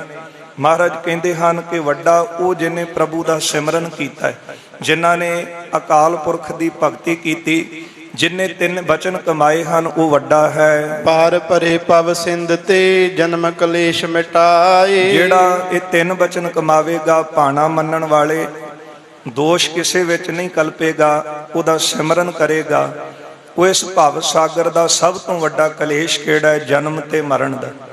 ਭਾਵੇਂ ਜੀਵ ਇਹਨੂੰ ਸਭ ਤੋਂ ਵੱਡਾ ਸੁੱਖ ਸਮਝੀ ਬੈਠਾ ਹੈ, ਪਰ ਜਦੋਂ ਆਪਾਂ ਗੁਰਬਾਣੀ ਦੇ ਪਾਵਨ ਵਾਕ ਪੜ੍ਹਦੇ ਹਾਂ, ਮੁਖ ਤਲੈ ਪੈਰ ਉੱਪਰ ਹੈ, ਵਸੰਦੋ ਕੋਹ ਥੜਾ ਥਾਏ। ਬਹੁਤ ਮਾੜੀ ਜਗ੍ਹਾ ਦੇ ਉੱਤੇ ਦਾ ਵਾਸਾ ਹੁੰਦਾ ਹੈ, ਮੂੰਹ ਥੱਲੇ ਤੇ ਪੈਰ ਉੱਪਰ। 9 ਮਹੀਨੇ ਦੇ ਕਰੀਬ ਇਹਨੇ ਉਸ ਕਾਲ ਕੋਠੜੀ ਵਿੱਚ ਰਹਿਣਾ ਜਿਹਨੂੰ ਮਾਂ ਦੀ ਗਰਭ ਕਹਿੰਦੇ। ਇਹ ਬਹੁਤ ਵੱਡਾ ਦੁੱਖ ਵੀ ਹੈ ਤੇ ਇਸ ਦੁੱਖ ਤੋਂ ਮੁਕਤੀ ਤਾਂ ਹੋ ਸਕਦੀ ਹੈ ਜੇ ਜੀਵ ਆਤਮਾ ਨੇ ਭਜਨ ਬੰਦਗੀ ਕੀਤੀ। ਮਹਾਰਾਜ ਕਹਿੰਦੇ ਜਿਹੜਾ ਇਹ ਬਚਨ ਕਮਾਵੇਗਾ ਉਹ ਸਭ ਤੋਂ ਵੱਡੇ ਕਲੇਸ਼ ਤੋਂ ਮੁਕਤ ਹੋ ਜਾਵੇਗਾ ਜਿਨਨੇ ਬਚਨ ਕਮਾਏ। ਐਵੇਂ ਫਜ਼ੂਲ ਦੇ ਝਗੜੇ ਖੜੇ ਕਰ ਦੇਣੇ ਕਿ ਤੁਸੀਂ ਹਿੰਦੂ ਬਣ ਜਾਓ, ਤੁਸੀਂ ਮੁਸਲਮਾਨ ਬਣ ਜਾਓ। ਮਹਾਰਾਜ ਨੇ ਤਾਂ ਕਿਤੇ ਨਹੀਂ ਕਿਹਾ ਕਿ ਆਪਣਾ ਧਰਮ ਛੱਡ ਕੇ ਤੇ ਇੱਧਰ ਆ ਜਾਓ। ਬਸ ਜਿੱਥੇ ਵੀ ਗੁਰੂ ਨਾਨਕ ਸਾਹਿਬ ਗਏ ਇਹੋ ਹੀ ਬੀਜ ਬੀਜਿਆ। 7 ਬਾਬੇ ਤਾਰੇ 4 ਚੱਕ। ਮਹਾਰਾਜ ਗੁਰੂ ਨਾਨਕ ਸਾਹਿਬ ਜੀ ਨੇ 4 ਚੱਕਾਂ ਵਿੱਚ 7 ਨਾਮ ਪੜ੍ਹ ਮੰਤਰ ਸੁਣਾਇਆ। ਪਰਮਾਤਮਾ ਦੀ ਭਗਤੀ ਕਰਨ ਦਾ ਹੀ ਉਪਦੇਸ਼ ਦਿੱਤਾ ਹੈ, ਭਾਵੇਂ ਕੋਈ ਮੁਸਲਮਾਨ ਸੀ ਭਾਵੇਂ ਕੋਈ ਹਿੰਦੂ ਸੀ। ਤੇ ਕਿੰਨਾ ਸੁੱਖ ਹੈ ਸਿਮਰਨ ਵਿੱਚ, ਸਾਰੇ ਕਲੇਸ਼ ਹੀ ਮੁੱਕ ਜਾਂਦੇ। ਪਰ ਕੇਵਲ ਧਰਮ ਦਾ ਪਹਿਰਾਵਾ ਪਾ ਕੇ ਝਗੜਾ ਖੜਨਾ ਕਰਨ ਵਾਲਾ ਕਹਿੰਦਾ ਤੂੰ ਵੀ ਇਸ ਤਰ੍ਹਾਂ ਦਾ ਬਣ ਤਾਂ ਤੇਰੀ ਮੁਕਤੀ ਹੋਵੇਗੀ। ਮਹਾਰਾਜ ਕਹਿੰਦੇ ਨੇ। ਗੁਰੂ ਨਾਨਕ ਸਾਹਿਬ ਜੀ ਨੂੰ ਸਵਾਲ ਕੀਤਾ, ਕਹਿਣ ਲੱਗੇ ਪੁੱਛਣ ਫੋਲ ਕਿਤਾਬ ਨੂੰ ਹਿੰਦੂ ਵੱਡਾ ਕਿ ਮੁਸਲਮਾਨ ਹੋਈ। ਤੇ ਗੁਰੂ ਨਾਨਕ ਸਾਹਿਬ ਜੀ ਨੇ ਵੀ ਇਹੋ ਉੱਤਰ ਦਿੱਤਾ ਸੀ, ਬਾਬਾ ਆਖੇ ਹਾਜੀਆਂ ਸ਼ੁਭ ਅਮਲਾਂ ਬਾਝੋਂ ਦੋਨੋਂ ਰੋਈ, ਹਿੰਦੂ ਮੁਸਲਮਾਨ ਦੋਏ ਦਰਗਾਹ ਅੰਦਰ ਲੈਣ ਨਾ ਢੋਈ। ਭਾਵੇਂ ਦਾ ਇਹ ਹੈ ਕਿ ਆਪਾਂ ਵੀ ਆਪਣੇ ਆਪ ਨੂੰ ਵਿੱਚ ਸ਼ਾਮਲ ਕਰਕੇ ਦੇਖੀਏ। ਕੱਲਾ ਪਹਿਰਾਵਾ ਪਾ ਕੇ ਕਹਿਣਾ ਕਿ ਮੈਂ ਸਿੱਖ ਹਾਂ, ਇਸ ਤਰ੍ਹਾਂ ਗੱਲ ਨਹੀਂ ਬਣਦੀ। ਜਿਹੜੇ ਸਾਨੂੰ ਸਿੱਖੀ ਦੇ ਗੁਰੂ ਸਾਹਿਬ ਨੇ ਅਸੂਲ ਦਿੱਤੇ ਨੇ, ਜਿੰਨਾ ਚਿਰ ਆਪਾਂ ਕਮਾਉਂਦੇ ਹੀ ਨਹੀਂ। ਕੱਲਾ ਵਰਦੀ ਪਾ ਕੇ ਮੁਲਾਜ਼ਮ ਖੜਾ ਹੋ ਜਾਵੇ, ਡਿਗਰੀ ਕੋਈ ਹੋਵੇ ਹੀ ਨਾ, ਭਰਤੀ ਉਹ ਹੋਵੇ ਹੀ ਨਾ, ਇੰਜ ਕਵੇ ਕਿ ਮੈਂ ਵਰਦੀ ਪਾਈ ਹੈ ਤੇ ਮੇਰੀ ਮੰਨੋ, ਇਸ ਤਰ੍ਹਾਂ ਹੁੰਦਾ ਨਹੀਂ। ਕਿਉਂਕਿ ਥੋੜਾ ਸਮਾਂ ਤੇ ਉਹ ਲੋਕਾਂ ਨੂੰ ਭਰਮਾ ਸਕਦਾ ਹੈ, ਪਰ ਸੱਚ ਤੇ ਝੂਠ ਬਿਲਕੁਲ ਸਾਹਮਣੇ ਆ ਜਾਂਦਾ ਹੈ। ਇਸ ਕਰਕੇ ਗੁਰੂ ਸਾਹਿਬ ਕਹਿੰਦੇ ਜਿਨ੍ਹਾਂ ਨੇ ਬਚਨ ਕਮਾਏ ਨੇ ਉਹੀ ਇਸ ਭਵ ਸਾਗਰ ਤੋਂ ਤਰਦੇ ਹਨ। ਤਿੰਨੋਂ ਕੋ ਵਿਸਤਾਰ ਕਰ ਕਹੈਂ ਜੇ ਅਰਥ ਵਿਸਾਲ। ਕਵੀ ਜੀ ਕਹਿੰਦੇ ਮੈਂ ਤਿੰਨਾਂ ਦਾ ਵਿਸਥਾਰ ਕਰਾਂ ਨਾ ਤੇ ਇਹਦਾ ਬਹੁਤ ਜ਼ਿਆਦਾ ਵਿਸਥਾਰ ਹੋ ਜਾਵੇਗਾ ਜੇ ਮੈਂ ਤਿੰਨਾਂ ਦੇ ਅਰਥ ਕਰਨ ਲੱਗਾ, ਕਿਉਂਕਿ ਹੁਕਮ ਦੀ ਖੇਡ ਬਹੁਤ ਵੱਡੀ ਹੈ। ਭਾਣੇ ਨੂੰ ਮੰਨਣਾ, ਫਿਰ ਦੁੱਖ ਸੁੱਖ ਦੇ ਵਿੱਚ ਇੱਕ ਰਸ ਬਿਰਤੀ ਰੱਖਣੀ, ਸਿਮਰਨ ਕਰਨਾ, ਜੇ ਮੈਂ ਇਹਦੇ ਅਰਥ ਕਰਾਂ ਤੇ ਬਹੁਤ ਵਿਸਥਾਰ ਹੋਵੇਗਾ। ਅਦਕ ਹੋਏ ਤੱਕ ਕਹਿ ਤੱਕ ਸੁਨੋ, ਛੂਟ ਹੈ ਬੰਧਨ ਜਾਲ। ਕਹਿੰਦੇ ਕਿ ਬਹੁਤ ਵੱਡਾ ਵਿਸਥਾਰ ਹੋ ਜਾਵੇਗਾ, ਕੇਵਲ ਇੰਨਾ ਸੁਣੋ ਕਿ 3 ਬਚਨ ਕਮਾ ਲਓ ਤੇ ਭਵ ਸਾਗਰ ਤੋਂ ਤਰ ਜਾਵੋਗੇ। ਸੋ ਮਤਵੰਤ ਥੋਰੇ ਕਹੇ, ਸਮਝਹਿ ਬਾਤ ਬੇਸਾਲ। ਜਿਹੜੇ ਬੁੱਧੀਵਾਨ ਹੁੰਦੇ ਨੇ ਨਾ, ਉਹ ਥੋੜੀ ਜੀ ਗੱਲ ਸੁਣ ਕੇ ਤੇ ਉਹਨੂੰ ਬਹੁਤਾ ਸਮਝ ਲੈਂਦੇ, ਉਹਨੂੰ ਕਹਿੰਦੇ ਨੇ ਸਿਆਣਾ। ਆਪਾਂ ਅਕਸਰ ਹੀ ਗੱਲ ਕਰਦੇ ਹਾਂ, ਕਹਿੰਦੇ ਆ ਸਿਆਣੇ ਨੂੰ ਇਸ਼ਾਰਾ ਹੀ ਕਾਫੀ ਹੈ। ਉਹਦਾ ਭਾਵ ਅਰਥ ਇਹ ਹੁੰਦਾ ਹੈ ਕਿ ਥੋੜੀ ਜੀ ਗੱਲ ਇਸ਼ਾਰੇ ਮਾਤਰ ਸਮਝ ਲੈਣੀ ਤੇ ਫਿਰ ਉਹਨੂੰ ਬਹੁਤਾ ਸਮਝਣਾ। ਤੇ ਜਿਹਦੀ ਬੁੱਧੀ ਹੋਵੇ ਹੀ ਨਾ, ਉਹਨੂੰ ਜਿੰਨਾ ਮਰਜ਼ੀ ਪੜ੍ਹ ਸੁਣਾਈ ਚੱਲੋ, ਉਹਨੂੰ ਬਹੁਤਾ ਪੜ੍ਹਿਆ ਵੀ ਥੋੜਾ ਸਮਝ ਨਹੀਂ ਪੈਂਦਾ। ਇਸ ਲਈ ਕਵੀ ਜੀ ਕਹਿੰਦੇ ਨੇ ਕਿ ਸਿਆਣੇ ਥੋੜੇ ਨੂੰ ਹੀ ਵਿਸਥਾਰ ਸਮਝ ਲੈਣ। ਜਿਨ ਕੋ ਲੱਗੀ ਖੁਦਾਏ ਲਿਵ, ਸੇਈ ਅਕਲ ਕਮਾਲ। ਅਸਲ ਵਿੱਚ ਕਮਾਲ ਦੀ ਅਕਲ ਵਾਲੇ ਕੌਣ ਨੇ? ਜਿਨ ਕੋ ਲੱਗੀ ਖੁਦਾਏ ਲਿਵ, ਉਹ ਸਭ ਤੋਂ ਵੱਡੀ ਅਕਲ ਵਾਲੇ। ਠੀਕ ਹੈ, ਦੁਨੀਆ ਦੀ ਪੜ੍ਹਾਈ ਵਿਦਿਆ, ਸੰਸਾਰ ਵਿੱਚ ਚਲਾਕੀਆਂ ਸਿਆਣਪਾਂ ਬੰਦਾ ਬਹੁਤ ਜ਼ਿਆਦੀਆਂ ਸੰਭਾਲ ਕੇ ਰੱਖਦਾ ਹੈ, ਪਰ ਅਸਲ ਵਿੱਚ ਵੱਡਾ ਉਹ ਹੈ ਜਿਹੜਾ ਖੁਦਾ ਦੀ ਭਗਤੀ ਕਰਦਾ, ਬੰਦਗੀ ਕਰਦਾ, ਉਹੀ ਸਿਆਣਾ ਹੈ। ਲੋਕ ਵਿੱਚ ਵੀ ਉਹਦਾ ਮੁੱਖ ਉਜਲਾ ਹੈ ਤੇ ਪਰਲੋਕ ਵਿੱਚ ਵੀ। ਇਸ ਲਈ ਜਿਨ੍ਹਾਂ ਦੀ ਖੁਦਾ ਦੇ ਨਾਲ ਲਿਵ ਲੱਗੀ ਹੈ, ਉਹ ਵੱਡੀ ਅਕਲ ਵਾਲੇ ਹਨ। ਇਮ ਸਤਿਗੁਰ ਕੀ ਕਹਿਤ ਬਚ, ਰਾਹ ਪਛਮ ਅਸਤਾਏ। ਇਸ ਤਰ੍ਹਾਂ ਬਚਨ ਬਿਲਾਸ ਕਰਦਿਆਂ ਸਭਾ ਦੇ ਵਿੱਚ ਜਿਹੜਾ ਸੂਰਜ ਸੀ, ਉਹ ਪੱਛਮ ਦੀ ਦਿਸ਼ਾ ਦੇ ਵਿੱਚ ਛੁਪ ਗਿਆ। ਸੰਧਿਆ ਲਖ ਕਰ ਸ਼ਾਹੂ ਤਬ, ਕਰੇ ਵਿਸਰਜਨ ਗਾਏ। ਸੰਧਿਆ ਦਾ ਸਮਾਂ ਜਾਣ ਕੇ ਬਾਦਸ਼ਾਹ ਨੇ ਆਪਣੀ ਜਿਹੜੀ ਸਭਾ ਸੀ ਉਹ ਬਰਖਾਸਤ ਕਰ ਦਿੱਤੀ ਹੈ। ਉਠੇ ਗੁਰੂ ਨਿਕ ਸੇਵਹਿਰ, ਚੰਦੂ ਅਵਸਰ ਪਾਏ। ਗੁਰੂ ਅਰਜਨ ਦੇਵ ਸਾਹਿਬ ਉੱਠੇ ਨੇ, ਜਿਹੜਾ ਚੰਦੂ ਸੀ ਉਹਨੇ ਮੌਕਾ ਪਾ ਕੇ ਮੈਂ ਲੈ ਜਾਵੋ ਨਿਜ ਸਦਨ, ਰਾਖੋ ਸੇਵਕ ਰਾਏ। ਬਾਦਸ਼ਾਹ ਨੂੰ ਜਾ ਕੇ ਕਹਿਣ ਲੱਗਾ, ਬਾਦਸ਼ਾਹ ਸਲਾਮਤ, ਤੁਸੀਂ ਮੈਨੂੰ ਆਗਿਆ ਦਿਓ, ਕਿਉਂਕਿ ਸਭਾ ਲੱਗੀ ਹੈ ਨਾ। ਤੇ ਰਾਜਨੀਤੀ ਕਈ ਵਾਰੀ ਬੰਦੇ ਦਿਖਾਉਂਦੇ ਕੁਝ ਹੋਰ ਨੇ ਤੇ ਕਰਦੇ ਕੁਝ ਹੋਰ ਨੇ, ਮਨ ਵਿੱਚ ਕੁਝ ਹੋਰ ਹੁੰਦਾ ਤੇ ਬਾਹਰ ਦਿਖਾਵਾ ਕੁਝ ਹੋਰ, ਆਪਾਂ ਦੇਖਦੇ ਹੀ ਆ। ਤੇ ਹੁਣ ਭਰੀ ਸਭਾ ਸੀ ਤੇ ਜੇ ਸਾਰਿਆਂ ਦੇ ਸਾਹਮਣੇ ਬਾਦਸ਼ਾਹ ਗੁਰੂ ਸਾਹਿਬ ਜੀ ਨੂੰ ਚੰਦੂ ਨੂੰ ਖੜਨ ਵਾਸਤੇ ਕਹਿੰਦਾ ਕਿ ਇੱਥੇ ਲੈ ਜਾ ਆਪਣੇ ਘਰੇ, ਤੇ ਇਹਨਾਂ ਨੂੰ ਤਸੀਹੇ ਦੇਣੇ ਨੇ ਤੇ ਸਭਾ ਦੇ ਵਿੱਚ ਰੋਲਾ ਪੈ ਸਕਦਾ ਸੀ, ਬਾਦਸ਼ਾਹ ਦੀ ਵੀ ਨਿਰਾਦਰੀ ਹੁੰਦੀ। ਇਸ ਲਈ ਬਾਦਸ਼ਾਹ ਇਹਨਾਂ ਦੀ ਇੰਜ ਕਹਿ ਲਓ ਵਿਦਵਾਨ ਇਹੋ ਹੀ ਮੰਨਦੇ, ਕਿਉਂਕਿ ਜਿਹੜੀ ਤੁਝ ਕੇ ਜਹਾਂਗੀਰੀ ਹੈ ਨਾ, ਜਹਾਂਗੀਰ ਦਾ ਲਿਖਿਆ ਹੋਇਆ ਆਪਣਾ ਹੱਥ ਲਿਖਤ ਬਿਆਨ, ਉਹ ਇਹੋ ਹੀ ਕਹਿੰਦਾ ਹੈ ਕਿ ਮੈਂ ਬਹੁਤ ਲੰਮੇ ਸਮੇਂ ਤੋਂ ਚਾਹੁੰਦਾ ਸੀ ਇਹ ਦੁਕਾਨ ਬੰਦ ਕਰਨੀ। ਇਸ ਲਈ ਹੁਣ ਸਭਾ 'ਚ ਕੀ ਦਿਖਾ ਰਹੇ ਨੇ? ਚੰਦੂ ਉੱਠਿਆ ਤੇ ਬਾਦਸ਼ਾਹ ਦੇ ਕੋਲ ਗਿਆ, ਜਾ ਕੇ ਬਾਦਸ਼ਾਹ ਨੂੰ ਕਹਿੰਦਾ ਤੁਸੀਂ ਮੈਨੂੰ ਹੁਕਮ ਦਿਓ ਤੇ ਮੈਂ ਗੁਰੂ ਅਰਜਨ ਦੇਵ ਸਾਹਿਬ ਨੂੰ ਆਪਣੇ ਘਰੇ ਲੈ ਜਾਵਾਂ, ਇਹਨਾਂ ਦੀ ਘਰੇ ਲਿਜਾ ਕੇ ਮੈਂ ਸੇਵਾ ਕਰ ਸਕਾਂ। ਸਮਝਾਵੋ ਸਭ ਬਾਰਤਾ, ਤੁਮਰੀ ਦਿਸ ਤੇ ਹੋਏ। ਤੇ ਬਾਦਸ਼ਾਹ ਸਲਾਮਤ, ਮੈਂ ਤੁਹਾਡੇ ਤਰਫੋਂ ਵੀ ਇਹਨਾਂ ਨੂੰ ਸਮਝਾ ਦੇਵਾਂ, ਤੁਸੀਂ ਚਾਹੁੰਦੇ ਕੀ ਹੋ? ਤੇ ਚਾਹੁੰਦਾ ਤੇ ਬਾਦਸ਼ਾਹ ਇਹੋ ਹੀ ਸੀ ਕਿ ਜੋ ਅਸੀਂ ਕਹਿੰਦੇ ਆ ਉਦਾਂ ਹੀ ਕਰੋ। ਸਭ ਤੋਂ ਪਹਿਲਾਂ ਇਹੋ ਗੱਲ ਬਾਦਸ਼ਾਹ ਵੱਲੋਂ ਸ਼ਰਤ ਰੱਖੀ ਗਈ ਕਿ ਜਿਹੜੀ ਤੁਸੀਂ ਪੁਸਤਕ ਤਿਆਰ ਕੀਤੀ ਹੈ, ਜਿਹਨੂੰ ਧਰਮ ਗ੍ਰੰਥ ਸਾਹਿਬ ਕਹਿੰਦੇ, ਉਹਦੇ ਵਿੱਚ ਕੁਝ ਸ਼ਬਦ ਸਾਡੇ ਵੱਲੋਂ ਲਿਖੇ ਹੋਏ ਪਾ ਦਿਓ। ਤੇ ਬਲਿਹਾਰ ਜਾਈਏ ਗੁਰੂ ਅਰਜਨ ਦੇਵ ਸਾਹਿਬ ਜੀ ਤੋਂ ਨਮਸਕਾਰ ਹੈ। ਜਿਸ ਤਰ੍ਹਾਂ ਮਾਂ ਚਾਹੁੰਦੀ ਹੈ ਨਾ, ਸੁਚੱਜੀ ਮਾਂ, ਕਿ ਮੇਰਾ ਪੁੱਤਰ ਜਿਹੜਾ ਉਹ ਸ਼ੁੱਧ ਆਹਾਰ ਖਾਵੇ, ਗੁਰੂ ਅਰਜਨ ਦੇਵ ਸਾਹਿਬ ਸੱਚੇ ਪਾਤਸ਼ਾਹ ਮਹਾਰਾਜ ਨੇ ਆਪਣੀ ਸ਼ਹਾਦਤ ਤੱਕ ਤਾਂ ਦਿੱਤੀ ਹੈ, ਪਰ ਇਹ ਬਾਣੀ ਨੂੰ ਅਖੰਡ ਰੱਖਿਆ। ਹਉ ਆਪੋਂ ਬੋਲ ਨਾ ਜਾਣਦਾ, ਮੈਂ ਕਹਿਆ ਸਭ ਹੁਕਮਾਓ ਜੀਓ। ਧੁਰ ਕੀ ਬਾਣੀ ਆਈ, ਤਿਨ ਸਗਲੀ ਚਿੰਤ ਮਿਟਾਈ। ਮਹਾਰਾਜ ਨੇ ਆਪਣੇ ਤਸੀਹੇ ਤਾਂ ਤਨ ਤੇ ਝੱਲੇ ਨੇ, ਪਰ ਕਿਸੇ ਤਰ੍ਹਾਂ ਇਹਨਾਂ ਦੁਸ਼ਟ ਲੋਕਾਂ ਨਾਲ ਇਹ ਸਮਝੌਤਾ ਹੀ ਨਹੀਂ ਕੀਤਾ। ਨਹੀਂ ਤਾਂ ਬੰਦਾ ਸੋਚਦਾ ਕਿ ਮੈਂ ਆਪਣੀ ਜਾਨ ਬਚਾਵਾਂ, ਜਿਸ ਤਰ੍ਹਾਂ ਉਹ ਕਹਿੰਦਾ ਮੈਂ ਕਰ ਲੈਣਾ, ਚਲੋ ਮੌਕੇ ਨੂੰ ਕਈ ਕਹਿੰਦੇ ਨੇ ਕਿ ਸੰਭਾਲਣਾ ਚਾਹੀਦਾ। ਪਰ ਜਿੱਥੇ ਧਰਮ ਦੀ ਗੱਲ ਆਈ, ਜਿੱਥੇ ਅਸੂਲ ਦੀ ਗੱਲ ਆਈ, ਉੱਥੇ ਕੋਈ ਇਹਨਾਂ ਨਾਲ ਸਮਝੌਤਾ ਨਹੀਂ ਸੀ। ਇਸ ਲਈ ਚੰਦੂ ਨੇ ਉੱਠ ਕੇ ਬਾਦਸ਼ਾਹ ਤੋਂ ਆਗਿਆ ਮੰਗੀ ਹੈ ਕਿ ਮੈਨੂੰ ਤੁਸੀਂ ਆਗਿਆ ਦਿਓ, ਗੁਰੂ ਅਰਜਨ ਦੇਵ ਸਾਹਿਬ ਨੂੰ ਘਰੇ ਲਿਜਾਵਾਂ ਤੇ ਤੁਹਾਡੇ ਵੱਲੋਂ ਸਮਝਾ ਦਵਾਂ। ਲਿਆਉਂਦੋ ਲੱਖ ਸੁਖੇ ਨਹੀਂ, ਰੱਖੈ ਨਾ ਤਸਕਰ ਕੋਏ। ਮੈਂ 2 ਲੱਖ ਰੁਪਈਆ ਇਹ ਜੁਰਮਾਨਾ ਰੱਖਿਆ ਗਿਆ ਸੀ, ਕੇਵਲ ਇੱਕ ਬਿਉਂਤ ਬਣਾਈ ਸੀ ਕਿ ਬਾਦਸ਼ਾਹ ਤੇਰੇ ਪੁੱਤਰ ਖੁਸਰੋ ਨੂੰ ਇਹਨਾਂ ਨੇ ਪਨਾਹ ਦਿੱਤੀ। 2 ਲੱਖ ਰੁਪਈਆ ਜੁਰਮਾਨਾ ਰੱਖਿਆ ਗਿਆ, ਨਾਲੇ ਮੈਂ ਇਹਨਾਂ ਤੋਂ ਜੁਰਮਾਨਾ ਲਵਾਂ ਤੇ ਕੱਲ ਤੋਂ ਬਾਅਦ ਵਿੱਚ ਆਪਣੇ ਕੋਲ ਚੋਰ ਨਾ ਰੱਖਣ। ਇਹ ਵੀ ਇੱਕ ਸ਼ਿਕਾਇਤ ਦਰਜ ਕਰਾਈ ਗਈ ਸੀ ਸਭਾ ਦੇ ਵਿੱਚ। ਬਾਦਸ਼ਾਹ ਭਾਵੇਂ ਬਿਉਂਤ ਆਪ ਹੀ ਸਾਰੀ ਘੜੀ ਸੀ ਇਹਨਾਂ ਨੇ ਕਿ ਜੀ ਆਪਣੇ ਪਾਸ ਚੋਰ ਰੱਖਦੇ ਨੇ। ਜਿਸ ਤਰ੍ਹਾਂ ਆਪਾਂ ਅੱਜ ਦੇਖਦੇ ਹਾਂ ਕਈ ਤਰ੍ਹਾਂ ਦੀਆਂ ਦੂਸ਼ਣਬਾਜ਼ੀਆਂ ਜਿਹੜੀਆਂ ਨੇ ਉਹ ਕੌਮੀ ਯੋਧਿਆਂ ਦੇ ਉੱਤੇ ਲਾਈਆਂ ਜਾਂਦੀਆਂ ਨੇ, ਇਹਨਾਂ ਨੇ ਆਹ ਕੀਤਾ, ਇਹਨਾਂ ਨੇ ਉਹ ਕੀਤਾ। ਦਿਖਦਾ ਤੇ ਸਮਾਜ 'ਚ ਸਭ ਕੁਝ ਹੀ ਹੈ ਨਾ, ਲੁਕਿਆ ਤੇ ਕੁਝ ਨਹੀਂ। ਇਸੇ ਤਰ੍ਹਾਂ ਸ਼ੁਰੂ ਤੋਂ ਹਕੂਮਤਾਂ ਇਹ ਚਾਲਾਂ ਚੱਲਦੀਆਂ ਆਈਆਂ। ਇਹ ਵੀ ਇੱਕ ਦੂਸ਼ਣ ਲਾਇਆ ਗਿਆ। ਕਹਿਣ ਲੱਗੇ ਜੀ ਆਪਣੇ ਪਾਸ ਚੋਰ ਰੱਖ ਦੇ। ਚੰਦੂ ਕਹਿਣ ਲੱਗਾ ਮੈਨੂੰ ਆਗਿਆ ਦਿਓ, ਮੈਂ ਲੈ ਜਾਵਾਂ ਇਹਨਾਂ ਨੂੰ, ਘਰ ਵਿੱਚ ਜਾ ਕੇ ਸਮਝਾਉਂਦਾ ਹਾਂ। ਬਿਨਾ ਦੰਡ ਤੇ ਹਟੇ ਨਾ ਹੈ, ਦੇਸ਼ ਨਾ ਹੋਏ ਆਰਾਮ। ਜਿੰਨਾ ਚਿਰ ਆਪਾਂ ਇਹਨਾਂ ਨੂੰ ਦੰਡ ਨਹੀਂ ਲਾਉਂਦੇ, ਭਾਵ ਜੁਰਮਾਨਾ ਨਹੀਂ ਲਾਉਂਦੇ, ਉਹਨਾਂ ਚਿਰ ਇਹ ਹਟਣਗੇ ਨਹੀਂ ਤੇ ਦੇਸ਼ ਦੇ ਵਿੱਚ ਸ਼ਾਂਤੀ ਨਹੀਂ ਹੋਵੇਗੀ। ਕਰੋ ਨਿਆਵ ਇਮਾਨ ਤੁਮ, ਸੁਜਸ ਜਗਤ ਅਬਿਰਾਮ। ਐ ਬਾਦਸ਼ਾਹ ਸਲਾਮਤ, ਤੁਸੀਂ ਨਿਆਂ ਕਰੋ, ਧਰਮ ਦਾ ਨਿਆਂ ਕਰੋ ਤੇ ਜਗਤ ਤੁਹਾਡਾ ਬਹੁਤਾ ਜਸ ਗਾਵੇਗਾ। ਇਹ ਕਾਹਦਾ ਨਿਆਂ ਸੀ ਜੀ? ਸੰਤਾਂ ਨਾਲ ਵੈਰ ਕਮਾਉਂਦੇ, ਦੁਸ਼ਟਾਂ ਨਾਲ ਮੋਹ ਪਿਆਰ। ਹੁਣ ਆਪ ਜੀ ਨੇ ਸ਼ਬਦ ਗਾਇਨ ਕੀਤਾ ਹੈ। ਇਹ ਕਿਸ ਤਰ੍ਹਾਂ ਦਾ ਨਿਆਂ ਹੈ ਕਿ ਜਿਹੜੇ ਅਧਰਮੀ ਲੋਕ ਹੋਣ, ਜਿਹੜਾ ਜ਼ੁਲਮ ਕਰਨ ਵਾਲਾ ਹੋਵੇ, ਉਹ ਬਾਹਰ ਘੁੰਮ ਰਿਹਾ ਹੋਵੇ, ਉਹਨੂੰ ਸਿਕਿਉਰਟੀਆਂ ਦਿੱਤੀਆਂ ਹੋਣ, ਉਹਨੂੰ ਸਾਰੀਆਂ ਸਹੂਲਤਾਂ ਦਿੱਤੀਆਂ ਹੋਣ, ਤੇ ਜਿਹੜਾ ਧਰਮ ਦੀ ਨਿਆਂ ਦੀ ਗੱਲ ਕਰਨ ਵਾਲਾ ਉਹਨੂੰ ਜੇਲ੍ਹਾਂ 'ਚ ਸੁੱਟਿਆ ਹੋਵੇ, ਉਹ ਜੇਲ੍ਹ ਦੀਆਂ ਸਲਾਖਾਂ 'ਚ ਬੰਦ ਕੀਤਾ ਹੋਵੇ, ਤੇ ਨਿਆਂ ਥੋੜ੍ਹੀ ਹੈ। ਕਹਿਣ ਲੱਗਾ ਬਾਦਸ਼ਾਹ ਤੁਸੀਂ ਧਰਮ ਦਾ ਨਿਆਂ ਕਰੋ, ਲੋਕ ਤੁਹਾਡਾ ਜਸ ਕਰਨਗੇ। ਸ਼ਹਿਜ਼ਾਦਾ ਰਾਖਿਓ ਨਿਕਟ, ਪਾਏ ਤਿਦਾਰਕ ਸੋਏ। ਇਹਨਾਂ ਨੇ ਤੁਹਾਡੇ ਪੁੱਤਰ ਨੂੰ ਜਿਹੜਾ ਬਾਗੀ ਸੀ ਤੁਹਾਡੇ ਤੋਂ, ਉਹਨੂੰ ਕੋਲ ਰੱਖਿਆ ਹੈ, ਇਸ ਲਈ ਸਜ਼ਾ ਦੇ ਹੱਕਦਾਰ ਹਨ। ਨਹਿ ਬਿਜਾਏ ਬਹੁਰੋ ਕਰੈ, ਉਰ ਦੀਰਘ ਡਰ ਹੋਏ। ਤੇ ਬਾਅਦ ਵਿੱਚ ਇਸ ਤਰ੍ਹਾਂ ਦਾ ਕੰਮ ਕਰਨਗੇ ਨਹੀਂ, ਤੁਹਾਡਾ ਡਰ ਆਪਣੇ ਮਨ 'ਚ ਰੱਖਣਗੇ। ਤੁਮਕੋ ਦੋਸ਼ ਨਾ ਹੋਏ ਕੁਛ, ਮੈਂ ਲੇਵੋਂ 2 ਲੱਖ। ਤੁਹਾਡੇ ਸਿਰ ਕਿਹੜਾ ਦੋਸ਼ ਲੱਗਣਾ ਹੈ? ਮੈਂ ਇਹਨਾਂ ਨੂੰ ਲੈ ਜਾਣਾ ਆਪਣੇ ਘਰੇ ਤੇ 2 ਲੱਖ ਰੁਪਈਆ ਜੁਰਮਾਨਾ ਲਾਂਗਾ। ਅਸਲ ਵਿੱਚ ਜਦੋਂ ਬੰਦਾ ਪਾਪ ਕਰਦਾ ਸੋਚਦਾ ਉਹ ਇਹੋ ਹੀ ਹੈ ਕਿ ਮੇਰਾ ਕਿਹੜਾ ਨਾਂ ਲੱਗਣਾ, ਮੈਂ ਤਾਂ ਬਰੀ ਹੋ ਜਾਣਾ। ਪਰ ਇਤਿਹਾਸ ਦੇ ਪੰਨੇ ਤੁਹਾਡੇ ਸਾਹਮਣੇ ਨੇ, ਤਵਾਰੀਖ ਦੇ, ਜਿਹਨੇ ਜੋ ਕੀਤਾ ਹੈ ਨਾ। ਇੱਕ ਤਾਂ ਚਲੋ ਦਰਗਾਹ ਦੇ ਵਿੱਚ ਜੋ ਬੰਦਾ ਕਰਮ ਕਰਕੇ ਜਾਂਦਾ ਹੈ, ਚਿੱਤਰਗੁਪਤ, ਉਹ ਤਾਂ ਭਗਤ ਜੀ ਨੇ ਜ਼ਿਕਰ ਕੀਤਾ ਹੀ ਹੈ ਨਾ, ਕਿ ਉਹ ਦੋਵੇਂ ਜਿਹੜਾ ਹੈ ਘਰੀ ਘਰੀ ਕਾ ਲੇਖਾ ਮੰਗ, ਕਾਇਥ ਚੇਤੂ ਨਾਉ। ਕਾਇਥ ਚੇਤੂ ਨਾਉ ਜਿਨ੍ਹਾਂ ਦਾ ਨਾਮ ਭਗਤ ਜੀ ਕਹਿੰਦੇ ਚਿੱਤਰਗੁਪਤ।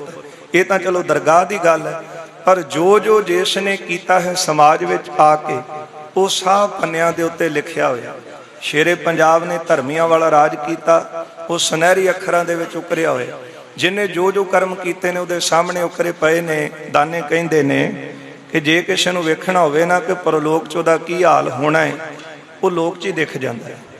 ਇਹ ਸੱਚ ਹੈ।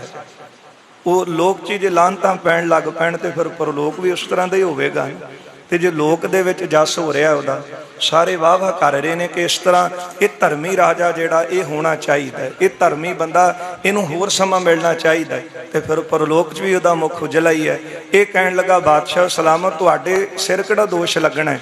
ਤੁਸੀਂ ਹੁਕਮ ਦਿਓ ਤੇ ਮੈਂ ਗੁਰੂ ਸਾਹਿਬ ਨੂੰ ਆਪਣੇ ਘਰੇ ਲੈ ਜਾਵਾਂ। ਕਰੋ ਖਜ਼ਾਨੇ ਦਾਖਲੀ, 3-4 ਦਿਨ ਰਾਖ। ਮੈਂ ਇਹਨਾਂ ਕੋਲੋਂ ਪੈਸੇ ਲਵਾਂਗਾ, ਆਪਣੇ ਕੋਲ 3-4 ਦਿਨ ਰੱਖ ਕੇ। ਅਬ ਨਾ ਬਨੇ ਕਸ਼ਮੀਰ ਕੋ, ਰਾਵਰ ਕਰਨ ਭਿਆਨ। ਹੁਣ ਤੁਹਾਨੂੰ ਵੀ ਕਸ਼ਮੀਰ ਜਾਣਾ ਨਹੀਂ ਬਣਦਾ। ਮਰਜੀ ਔਰ ਦਿੱਲੀ ਚਲੋ, ਮਾਨ ਬਿਨੋਦ ਮਹਾਨ। ਜੇ ਤੁਹਾਡੇ ਮਨ ਦੀ ਮਰਜ਼ੀ ਹੈ ਤੇ ਤੁਸੀਂ ਦਿੱਲੀ ਨੂੰ ਚਲੇ ਜਾਓ, ਉੱਥੇ ਜਾ ਕੇ ਆਨੰਦ ਲਓ। ਪਰ ਜ਼ਿਆਦਾਤਰ ਵਿਦਵਾਨਾਂ ਦਾ ਇਹ ਮੰਨਣਾ ਹੈ ਕਿ ਗੁਰੂ ਸਾਹਿਬ ਜੀ ਨੂੰ ਸ਼ਹੀਦੀ ਕਿਸ ਤਰ੍ਹਾਂ ਸ਼ਹੀਦ ਕਰਨਾ ਹੈ, ਕਿਸ ਤਰ੍ਹਾਂ ਸ਼ਰਤਾਂ ਮਨਾਉਣੀਆਂ, ਇਹ ਸਾਰੀ ਗੱਲਬਾਤ ਚੰਦੂ ਨੂੰ ਸਮਝਾ ਕੇ ਬਾਦਸ਼ਾਹ ਕਸ਼ਮੀਰ ਨੂੰ ਚਲਾ ਗਿਆ।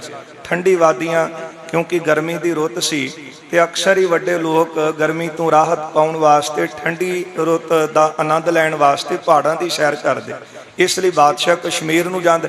ਕਹਿਣ ਲੱਗਾ ਤੁਹਾਡੀ ਮਰਜ਼ੀ, ਭਾਵੇਂ ਤੁਸੀਂ ਕਸ਼ਮੀਰ ਨੂੰ ਜਾਓ, ਭਾਵੇਂ ਦਿੱਲੀ ਜਾ ਕੇ ਆਨੰਦ ਲਓ। ਆਪ ਕਰੋ ਅਬ ਕੂਚ ਕੋ, ਪਾਸ਼ੇ ਲੈ ਤਨ ਸੋਏ। ਤੁਸੀਂ ਇੱਥੋਂ ਹੁਣ ਚਲੇ ਜਾਓ, ਤੁਹਾਡੇ ਤੋਂ ਪਿੱਛੋਂ ਹੁਣ ਮੈਂ ਇਹਨਾਂ ਤੋਂ ਪੈਸੇ ਲੈ ਲਵਾਂਗਾ। ਕਰਹਿ ਸਪਰਸ਼ ਕਬਹੂ ਕੋ, ਨਹਿ ਸੁਨੀਐ ਤਿਸ ਜੋਏ। ਕੋਈ ਤੁਹਾਡੇ ਕੋਲ ਆ ਕੇ ਇਹਨਾਂ ਦੀ ਸਿਫਾਰਿਸ਼ ਕਰੇ ਤੇ ਤੁਸੀਂ ਉਹਦੀ ਨਾ ਸੁਣਿਓ। ਜਿਸ ਤਰ੍ਹਾਂ ਅੱਜ ਧਰਮੀ ਲੋਕਾਂ ਦਾ ਪੱਖ ਲੈਣ ਵਾਸਤੇ ਕੁਝ ਲੋਕ ਖੜੇ ਹੁੰਦੇ ਨੇ, ਤੇ ਪਰ ਜਿਨ੍ਹਾਂ ਦੇ ਸਿਰ ਹਕੂਮਤ ਦਾ ਨਸ਼ਾ ਹੈ ਉਹ ਕਿੱਥੇ ਸੁਣਦੇ ਨੇ ਜੀ।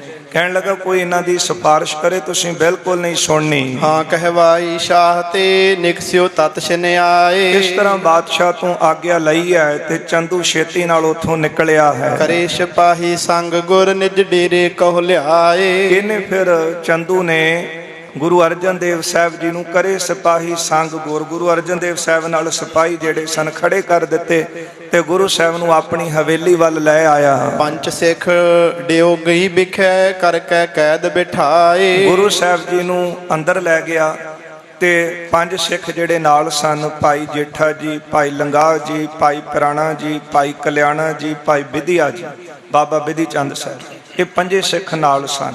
ਇਹਨਾਂ ਨੂੰ ਬਾਹਰ ਡਿਊਟੀ ਦੇ ਵਿੱਚ ਰੱਖ ਦਿੱਤਾ।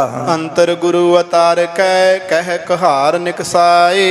ਇਹਨਾਂ ਨੂੰ ਬਾਹਰ ਜਿਹੜਾ ਸੀ ਲਿਆ ਕੇ ਸਿੱਖਾਂ ਨੂੰ ਬਾਹਰ ਰੱਖਿਆ, 5 ਨੂੰ, ਤੇ ਗੁਰੂ ਸਾਹਿਬ ਜੀ ਨੂੰ ਅੰਦਰ ਰੱਖ ਕੇ ਜਿਹੜੇ ਕਹਾਰ ਪਾਲਕੀ ਚੁੱਕ ਕੇ ਲਿਆਏ ਸਨ ਉਹਨਾਂ ਨੂੰ ਬਾਹਰ ਕੱਢ ਦਿੱਤਾ। ਤਿਮਰ ਭਏ ਕਰ ਲੈ ਬਰਿਓ ਡੇਰਾ ਦਿਓ ਕਰਾਏ। ਜਦੋਂ ਹਨੇਰਾ ਹੋਇਆ ਆਪਣੇ ਘਰ ਅੰਦਰ ਗਿਆ, ਤਿਮਰ ਭਏ ਘਰ ਲੈ ਬਰਿਓ ਡੇਰਾ ਦੀਏ ਕਰਾਏ, ਤੇ ਗੁਰੂ ਅਰਜਨ ਦੇਵ ਸਾਹਿਬ ਜੀ ਨੂੰ ਉੱਥੇ ਹਵੇਲੀ 'ਚ ਹੀ ਰੱਖਿਆ। ਬਰਿੰਦ ਸਿਪਾਹੀ ਦ੍ਰਿੜ ਕਰੇ ਸਾਵਧਾਨ ਹਰ ਖਾਏ। ਜਿਹੜੇ ਸਿਪਾਹੀ ਸਨ ਉਹਨਾਂ ਨੂੰ ਜਿਹੜਾ ਸੀ ਤਕੜਾਈ ਕਰਾ ਦਿੱਤੀ। ਆਪ ਘਰ ਦੇ ਵਿੱਚ ਆ ਕੇ ਬੜਾ ਪ੍ਰਸੰਨ ਹੋਇਆ। ਨਿਸਬਾਸਰ ਠਾਂਡੇ ਰਹੋ ਗਹੇ ਹੱਥ ਅਸ ਢਾਲ। ਸਿਪਾਹੀਆਂ ਨੂੰ ਕਹਿਣ ਲੱਗਾ ਆਪਣੇ ਹੱਥ ਵਿੱਚ ਕਿਰਪਾਨ ਤੇ ਢਾਲ ਰੱਖੋ, ਇਹਨਾਂ ਤੇ ਤਕੜਾਈ ਰੱਖਣੀ ਹੈ, ਪਹਿਰਾ ਰੱਖਣਾ ਹੈ, ਸੁਚੇਤ ਹੋ ਕੇ ਰਹਿਣਾ ਹੈ। ਨਿਕਟ ਨ ਆਵਨ ਦੇਹੋ ਕਿਸ ਭੀਰ ਕਿਵਾਰ ਵਿਸਾਲ। ਦਰਵਾਜ਼ੇ ਬੰਦ ਰੱਖਣੇ ਨੇ, ਕਿਸੇ ਨੂੰ ਵੀ ਇਹਨਾਂ ਦੇ ਕੋਲ ਨਹੀਂ ਆਉਣ ਦੇਣਾ। ਮਨ ਪਾਵਤ ਮੇਰੀ ਪਈ ਹਰਖਿਓ ਮੂੰਡ ਵਿਸਾਲ। ਵੱਡਾ ਮੂਰਖ ਬੜਾ ਖੁਸ਼ ਹੋਇਆ, ਕਹਿੰਦਾ ਮੇਰੀ ਮਨ ਦੀ ਗੱਲ ਬਣੀ ਹੈ। ਸੁਭਤਿਓ ਖਾਤਰ ਜਮਾ ਕਰ ਠਾਂਡੇ ਨਰ ਜਾਲ। ਉਸ ਵੇਲੇ ਆਪ ਘਰੇ ਸੌਂ ਗਿਆ। ਗੁਰੂ ਸਾਹਿਬ ਜੀ ਨੂੰ ਕੈਦ ਵਿੱਚ ਰੱਖਿਆ ਹੈ। ਜਿਹੜੇ ਸਿਪਾਹੀ ਸਨ ਉਹ ਬਾਹਰ ਪਹਿਰੇ ਤੇ ਖੜੇ ਹੋ ਗਏ ਹਨ। ਦੋਹਰਾ ਨਿਸਾਬਿਤੀ ਪੁਨ ਪ੍ਰਾਤ ਪੀ ਸ਼ਾਹੂ ਬਾਕ ਕਹਿ ਦੀਨ। ਜਦੋਂ ਰਾਤ ਬਤੀਤ ਹੋਈ ਹੈ ਤੇ ਜਿਹੜਾ ਜਹਾਂਗੀਰ ਸੀ ਉਹਨੇ ਆਪਣੇ ਸਿਪਾਹੀਆਂ ਨੂੰ ਕਿਹਾ, ਬਜੇ ਨਗਾਰੇ ਕੂਚ ਕੇ ਸੁਧ ਸਭ ਹੂੰ ਸੁਨ ਲੀਨ। ਚੱਲਣ ਦੀ ਤਿਆਰੀ ਕੀਤੀ, ਨਗਾਰੇ ਵੱਜੇ ਨੇ ਤੇ ਇਹ ਖਬਰ ਸਾਰੇ ਸਿਪਾਹੀਆਂ ਨੂੰ ਮਿਲੀ ਹੈ। ਚਾਓ ਪਈ ਹਜਰਤ ਜਬ ਤਿਆਰ ਹੋਏ ਗਇਓ। ਜਦੋਂ ਬਾਦਸ਼ਾਹ ਚੱਲਣ ਵਾਸਤੇ ਤਿਆਰ ਹੋਇਆ, ਚੰਦੂ ਅਗੀ ਮੇਲ ਤਬ ਕੀਓ। ਇਹ ਜਿਹੜਾ ਚੰਦੂ ਪਾਪੀ ਸੀ ਇਹ ਫਿਰ ਜਾ ਕੇ ਰਾਤ ਗੁਰੂ ਸਾਹਿਬ ਨੂੰ ਘਰੇ ਲੈ ਆਇਆ ਆਪਣੀ ਹਵੇਲੀ 'ਚ। ਸਵੇਰ ਹੋਈ ਹੈ, ਬਾਦਸ਼ਾਹ ਦੇ ਕੋਲ ਗਿਆ ਹੈ। ਸੋ ਉਸ ਵੇਲੇ ਇਹ ਜਿਹੜਾ ਚੰਦੂ ਸੀ ਪਾਪੀ ਤੇ ਬਾਦਸ਼ਾਹ ਦੇ ਕੋਲ ਚੱਲ ਕੇ ਗਿਆ ਹੈ। ਦੇਹੋ ਪ੍ਰਵਾਨਗੀ ਮੁਝ ਕੋ ਆਪੂ ਦਿਨ ਤੇਰਾ ਮਹਿਲਕਾਰ। ਕਹਿਣ ਲੱਗਾ ਦੇਹੋ ਪ੍ਰਵਾਨਗੀ ਮੁਝ ਕੋ, ਮੈਨੂੰ ਪ੍ਰਵਾਨਗੀ ਦਿਓ ਤੇ ਮੈਂ ਆਪ ਜੀ ਦਾ ਜਿਹੜਾ ਕਿਹਾ ਹੋਇਆ ਬਚਨ ਮੰਨ ਸਕਾਂ। ਦਿਨ ਚਾਰ ਕਹਿ ਮਹਿ ਰਵੋ ਮਿਲਾਪੂ। ਦਿਨ ਚਾਰਕ ਮਹਿ ਕਰ ਵਲਾਪੂ। ਹਾਂ, ਦੇਹੋ ਪ੍ਰਵਾਨਗੀ ਮੁਝ ਕੋ ਆਪੂ, ਮੈਨੂੰ ਪ੍ਰਵਾਨਗੀ ਦਿਓ 4 ਦਿਨ ਮੈਂ ਗੁਰੂ ਸਾਹਿਬ ਨੂੰ ਆਪਣੇ ਕੋਲ ਰੱਖਾਂ। ਕਛੂ ਮਾਮਲੇ ਕੀ ਰਹਿਕਾਰ। ਕਹਿਣ ਲੱਗਾ 4 ਦਿਨ ਮੈਂ ਇੱਥੇ ਰਹਿਣਾ ਚਾਹੁੰਦਾ, ਕੁਝ ਮਾਮਲੇ ਦਾ ਜਿਹੜਾ ਹਿਸਾਬ ਕਿਤਾਬ ਕਰਨਾ ਹੈ। ਇੱਕ ਸੰਮਤ ਕੀ ਕਰਨ ਸੰਭਾਰ। 1 ਸਾਲ ਦੀ ਜਿਹੜੀ ਸਾਰੀ ਹੈ ਉਹ ਸੰਭਾਲ ਕਰਨੀ ਹੈ। ਨਵੀਂ ਸਿੰਧ ਲਾਗੈ ਸਮੁਦਾਏ। ਜਿਹੜੇ ਮੁੰਸ਼ੀ ਹਨ ਉਹ ਇੱਥੇ ਸਾਂਭ ਸੰਭਾਲ ਵਾਸਤੇ ਲੱਗਣਗੇ। ਜਮਾ ਖਰਚ ਕੋ ਸਭ ਸਮਝਾਏ। ਜਮਾ ਅਤੇ ਖਰਚ ਕਿੰਨਾ ਹੋਇਆ ਹੈ, ਕਿੰਨਾ ਖਜ਼ਾਨੇ ਵਿੱਚ ਜਮ੍ਹਾਂ ਕੀਤਾ ਹੈ ਪੈਸਾ, ਉਹ ਸਾਰੀ ਗੱਲ ਇੱਥੇ ਸਮਝਾਵਾਂਗੇ। ਕਰ ਫਰੇਬ ਕੋ ਸ਼ੋਰਿਓ ਸਾਥ। ਇਸ ਤਰ੍ਹਾਂ ਚੰਦੂ ਨੇ ਫਰੇਬ ਕੀਤਾ, ਵੱਡਾ ਧੋਖਾ ਕੀਤਾ ਤੇ ਬਾਦਸ਼ਾਹ ਦਾ ਸਾਥ ਛੱਡ ਦਿੱਤਾ। ਜਹਾਂਗੀਰ ਨੂੰ ਕਿਹਾ ਤੁਸੀਂ ਚੱਲੋ, 3-4 ਦਿਨਾਂ ਬਾਅਦ ਮੈਂ ਆਵਾਂਗਾ, ਕਿਉਂਕਿ 1 ਸਾਲ ਪੁਰਾਣਾ ਇੱਥੇ ਹਿਸਾਬ ਕਿਤਾਬ ਰਹਿੰਦਾ ਹੈ। ਮੁੰਸ਼ੀ ਲਾਏ ਹੋਏ ਨੇ, ਕਿੰਨਾ ਜਿਹੜਾ ਹੈ ਉਹ ਖਰਚਾ ਹੋਇਆ, ਕਿੰਨਾ ਪੈਸਾ ਬਚਿਆ ਉਹ ਖਜ਼ਾਨੇ ਵਿੱਚ ਜਮ੍ਹਾਂ ਕਰਨਾ ਹੈ। ਮੈਂ ਸਾਰਾ ਹਿਸਾਬ ਕਿਤਾਬ ਕਰਾ ਕੇ ਆਵਾਂਗਾ। ਸ਼ਾਹੂ ਨ ਚਿਤਵੇ ਪੁਨ ਗੁਰ ਗਾਥ। ਫਿਰ ਬਾਦਸ਼ਾਹ ਨੇ ਗੁਰੂ ਸਾਹਿਬ ਜੀ ਵੱਲ ਧਿਆਨ ਨਹੀਂ ਦਿੱਤਾ। ਬਹੁ ਧੰਦੇ ਗਨ ਭੋਗਨ ਵਿਸੈ। ਕਿਉਂ ਨਹੀਂ ਧਿਆਨ ਦਿੱਤਾ? ਕਿਉਂਕਿ ਅਕਸਰ ਹੀ ਜਦੋਂ ਬੰਦਾ ਸੁੱਖ ਸਹੂਲਤਾਂ ਉਹਨੂੰ ਸਾਰੀਆਂ ਮਿਲ ਜਾਂਦੀਆਂ ਨੇ, ਫਿਰ ਉਹਨੂੰ ਪ੍ਰਮਾਤਮਾ ਦੇ ਘਰ ਦੀ ਖਬਰ ਸੁੱਧ ਭੁੱਲ ਜਾਂਦੀ।